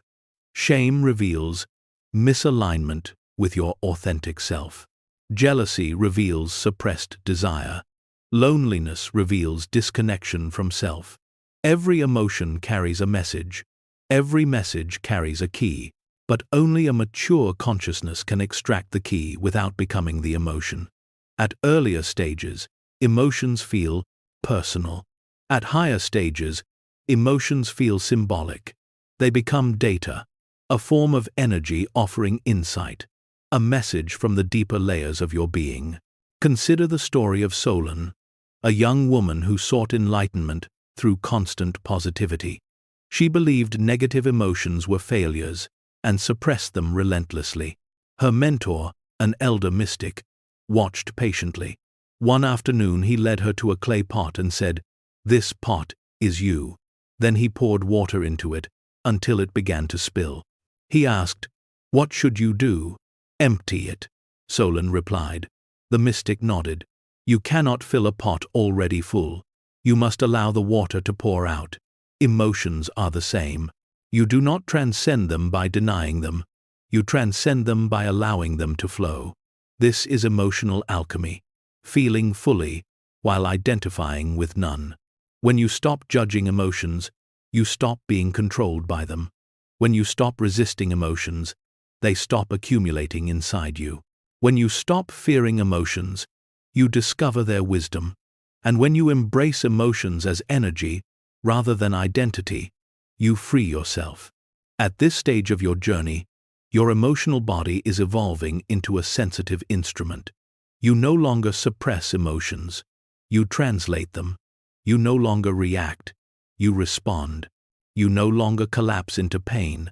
You breathe through it. You no longer interpret emotion as evidence of failure. You interpret it as evidence of growth. Because the deeper truth is this: the more aware you become, the more emotional energy you can transmute. Your emotional field becomes a sacred alchemical chamber. Every feeling becomes an opportunity to ascend. Every trigger becomes an initiation. Every wave of emotion becomes a portal. This is the emotional mastery of higher consciousness. The universe does not require you to be emotionless. It requires you to be emotionally aware. And as this awareness grows, you step into the next stage of awakening, where emotion becomes not something you survive, but something you alchemize into power. You are now entering this stage. Your heart is becoming a furnace of transformation. Your emotions are becoming the fuel. Your consciousness is becoming the flame. Chapter 19. Seeing the unseen architecture of reality. There comes a point in spiritual awakening when the world you once believed to be solid, fixed, and literal begins to dissolve into something more fluid, symbolic, and alive. You begin to sense that behind every event is an intention. Behind every meeting is a message. Behind every challenge is a calibration. Behind every coincidence is a design. This is the moment when you begin seeing the unseen architecture of reality, not with your physical eyes, but with the perceptive gaze of expanded consciousness. At earlier stages of your journey, the world looked random, a chaotic swirl of events, choices, accidents, and encounters. You lived at the surface level, where things appeared separate, unrelated, disconnected. But now, your frequency has shifted, your perception has widened, your inner senses have awakened. You're beginning to see that reality is not a straight line. It is a tapestry woven from threads of energy, intention, vibration, destiny, and resonance. This chapter reveals how consciousness at your level begins to perceive that tapestry. The unseen architecture of reality is not hidden from you. You are simply not vibrating at the frequency where it could be perceived. This architecture is built upon 5 interwoven principles: energy, resonance, intention, reflection, and instruction. Energy. Everything is energy, and energy is always in motion, always interacting, always shaping the physical world. When you look beneath appearances, you see the field behind the form. You sense the emotional charge in a room before anyone speaks. You feel someone's inner conflict beneath their smile. You recognize authenticity without proof. You sense deception without evidence. You no longer read situations, you read energy. This is the first doorway into the architecture of reality. Resonance experiences do not come to you, they come through you. Everything that appears in your reality resonates with some frequency within your field, not as reward or punishment, but as reflection. At higher levels of consciousness, you begin to perceive every interaction as vibrational symphony rather than coincidence. The people you attract echo your frequency. The opportunities you meet mirror your readiness. The challenges you face reveal your alignment. The synchronicities you encounter confirm your growth. The delays you experience redirect your timeline. Life becomes a mirror not to judge you, but to reveal you. Intention. As consciousness rises, you begin to sense intention woven into events, not human intention alone, but universal intention. A detour becomes a redirection. A conflict becomes a catalyst. An ending becomes an opening. A loss becomes a recalibration. You start to understand that life is not happening randomly. It is orchestrated with extraordinary precision. What once felt chaotic now feels crafted. What once felt meaningless now glows with purpose. Reflection. Every external experience becomes an internal teacher. A frustrating person shows where your boundaries need strengthening. A disappointing outcome reveals where your faith is still conditional. A pattern repeating shows where your vibration has not yet shifted. A joyful moment reflects alignment with your higher self. You begin to read your life the way the ancients read the stars, as a map of your evolving consciousness. Reflection is not judgment. It is awareness. And awareness is transformation. Instruction. At this stage of awakening, the universe speaks to you through everything: symbols, signs, synchronicities, emotions, dreams, intuition, people, timing. Reality becomes an oracle. Not because it changed, but because you changed. Your consciousness is now attuned to the inner language of existence. You are able to perceive instruction in ordinary events, direction in subtle feelings, guidance in unexpected connections. Reality itself becomes your teacher. To illustrate this new way of seeing, consider the story of two travelers who entered a bustling marketplace. The first traveler saw noise, chaos, disorder. He saw merchants arguing, crowds pushing, coins clattering. He believed the world was unpredictable, messy, and random. The second traveler, a sage, walked the same path, but saw something entirely different. He saw the rhythm of commerce, the choreography of exchange, the equilibrium of supply and demand. He sensed the energy of each stall, the intentions of each merchant, the harmony in the movement of people, the hidden order within the noise. The marketplace was not chaos. It was a symphony, the same world, two levels of perception. You have become the second traveler. Where others see coincidence, you see synchronicity. Where others see endings, you see timelines shifting. Where others see conflict, you see misalignment revealing itself. Where others see obstacles, you see energetic redirection. Where others see luck, you see resonance at work. This is the blessing and responsibility of expanded consciousness. When you see the architecture, you cannot return to the illusion of randomness.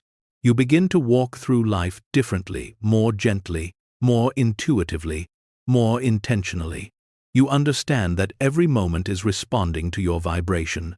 You are no longer a passenger in life. You are a co-architect, building your reality through awareness. Your consciousness has risen to the level where life is no longer happening to you. It is happening with you, through you, as you.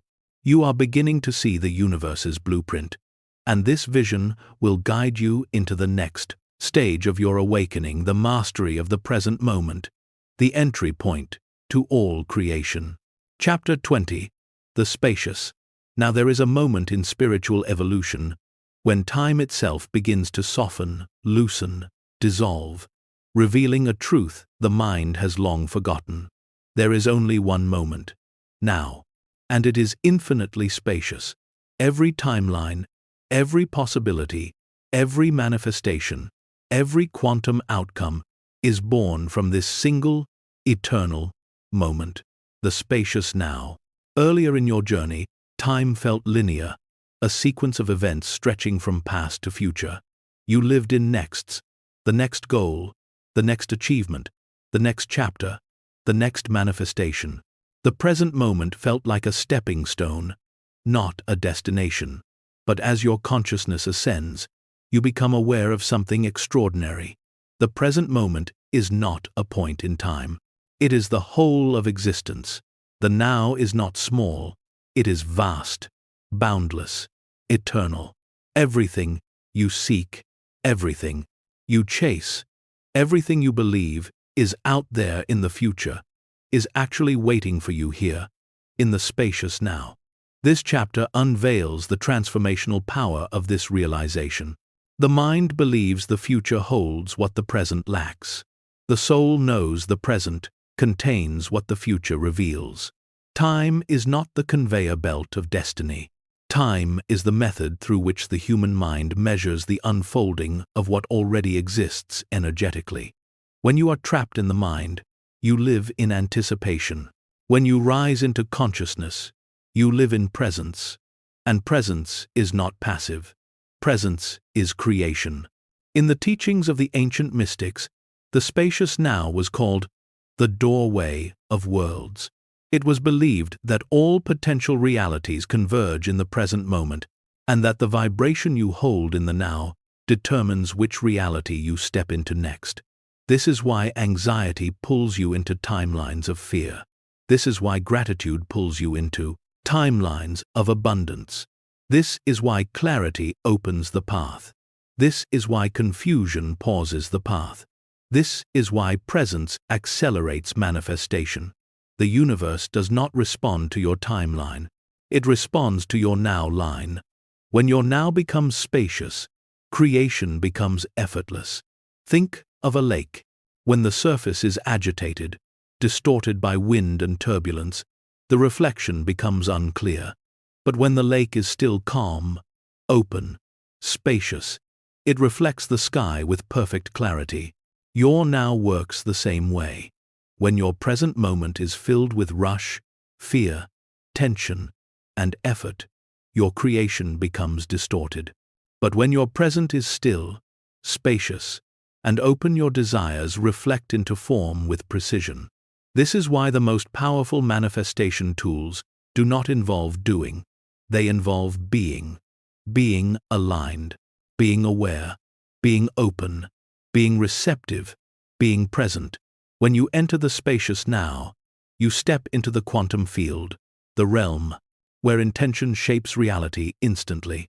You may have felt glimpses of this, moments where time seemed to slow, states of flow where hours disappear, sudden insights that feel downloaded, synchronicities happening back to back, intuitive clarity arising without effort, a sense of timelessness during meditation, a deep feeling of connection to everything, the sensation of stepping outside time.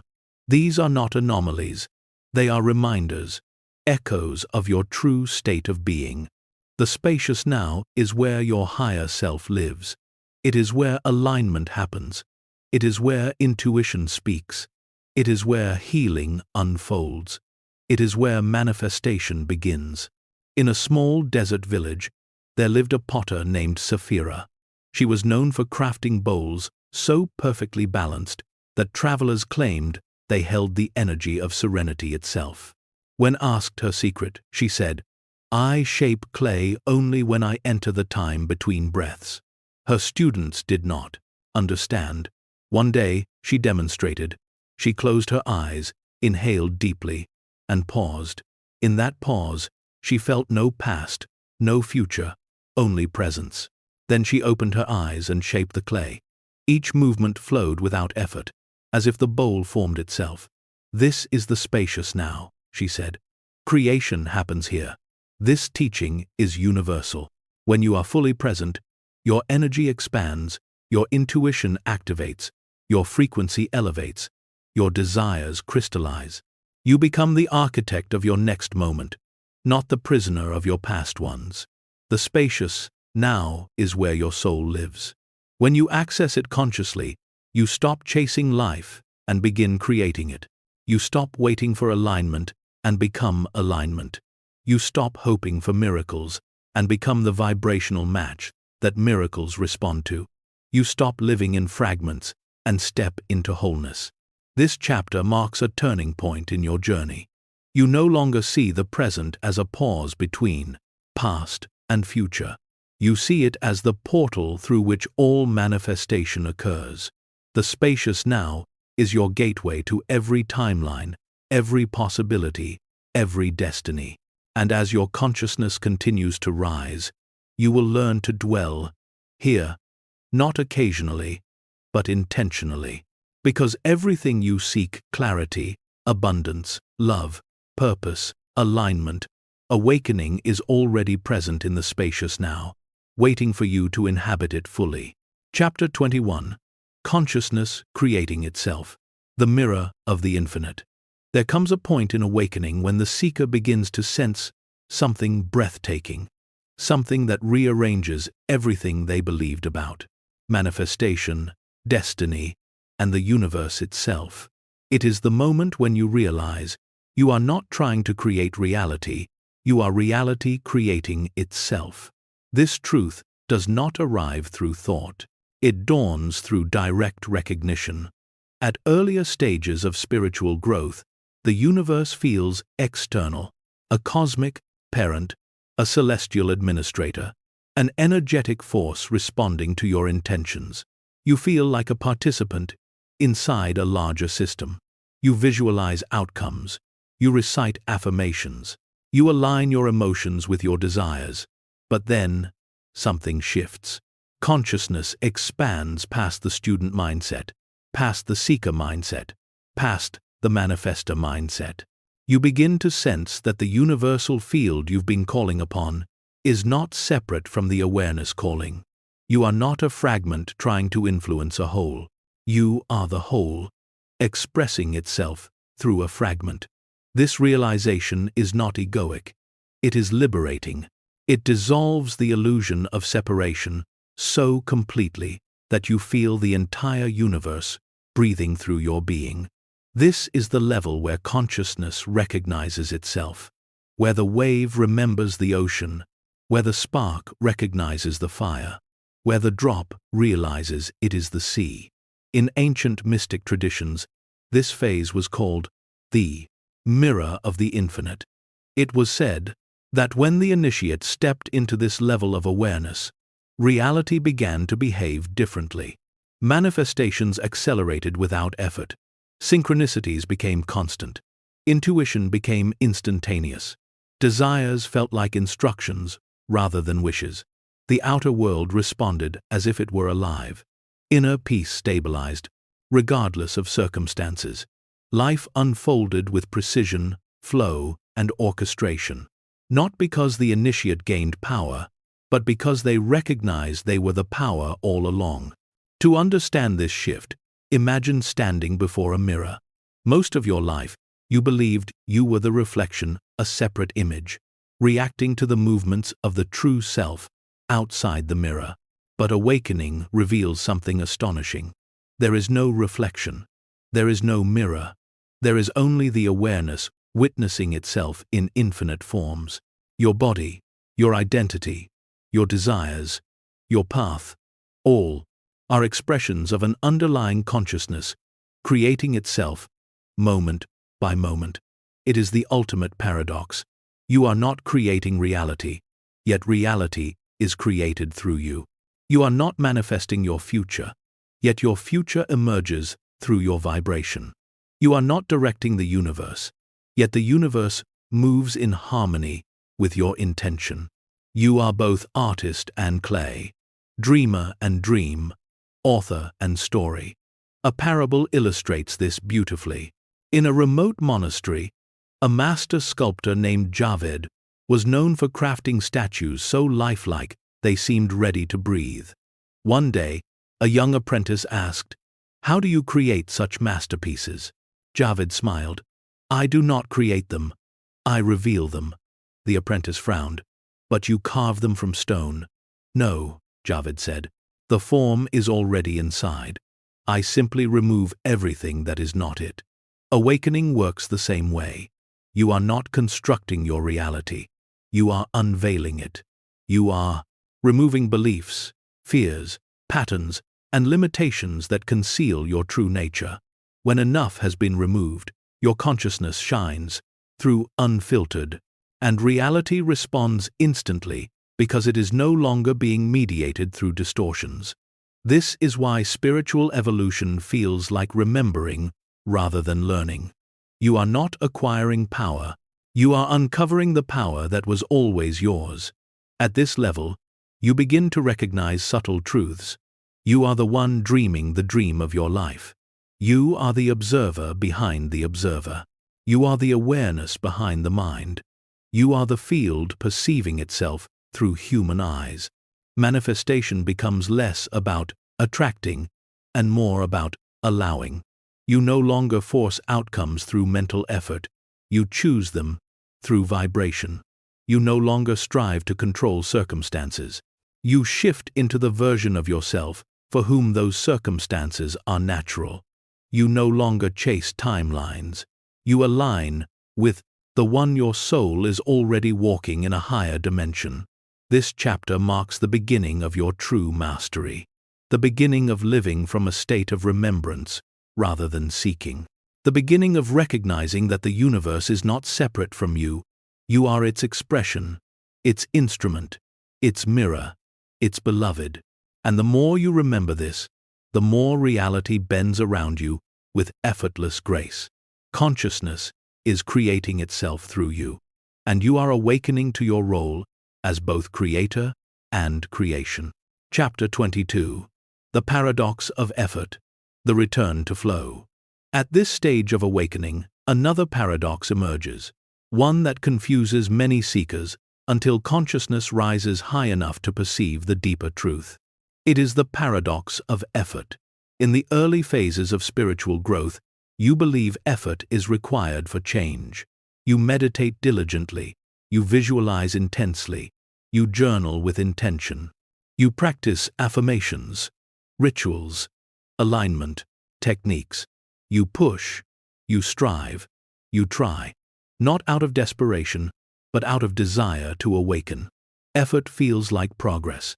But as your consciousness expands, you reach a moment where effort becomes counterproductive. You can feel it, that subtle friction, that inner tightening, that sense of forcing energy instead of harmonizing with it. And then you begin to notice something profound. The more you try, the harder things become. Not because the universe opposes you, but because effort is a lower frequency than alignment. You cannot force your way into a higher timeline. You can only rise into it. You cannot push your way into abundance. You can only attune to it. You cannot chase your purpose. You can only align with it. This is the paradox of effort. When you try, you signal lack. When you allow, you signal trust. When you push, you block flow. When you soften, you open flow. When you force, you disconnect from intuition. When you surrender, intuition leads. This chapter explores the moment when your consciousness recognizes effort as resistance. Not because effort is wrong, but because effort operates on the assumption that the universe is separate from you, that you must influence an external force rather than align with an internal truth. Effort says, I must make this happen. Alignment says, it is already happening through me. To understand this shift, consider a sailboat. A sailor new to the ocean will row, paddle, and strain against the waves, trying to force their vessel through the water. But a master sailor learns a different approach. They adjust the sail, feel the wind, align the angle, and allow the natural forces to carry them. Less effort, more intelligence. Less force, more flow. They don't make the wind. They partner with it. This is the nature of higher consciousness. The universe becomes your wind. Your job is no longer to row. Your job is to align your sails. In a village by the river lived a fisherman named Havel. Every morning he cast his net with all his strength, straining his muscles, fighting the current, yet catching little. One day an old wanderer approached and said, "You work too hard." Havel scoffed. "If I do not work hard, how will the river give me anything?"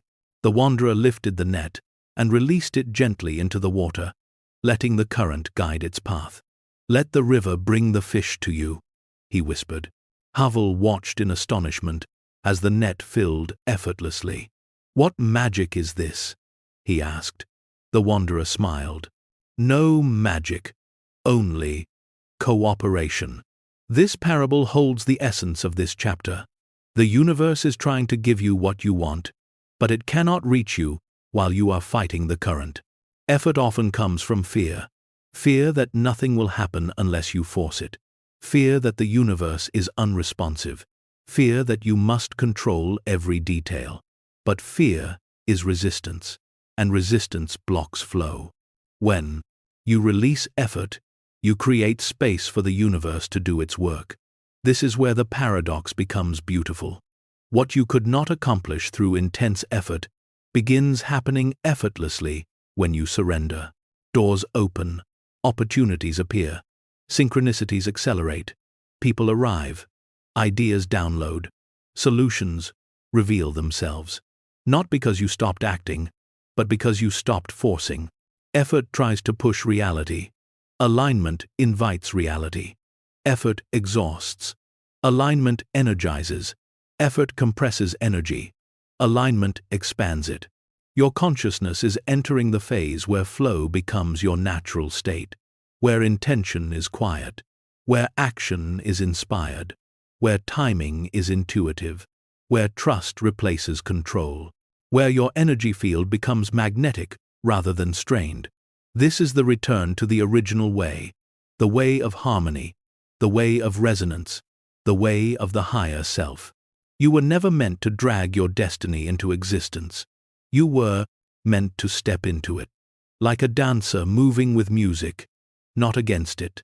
Like a leaf carried by the wind, not resisting it. Like a river flowing toward the sea, not climbing back upstream. Your next level will not come through strain. It will come through alignment. This chapter is an invitation to stop fighting the river and float with the current of your destiny. Because what is meant for you is already moving toward you. Your only task is to stop resisting and start receiving.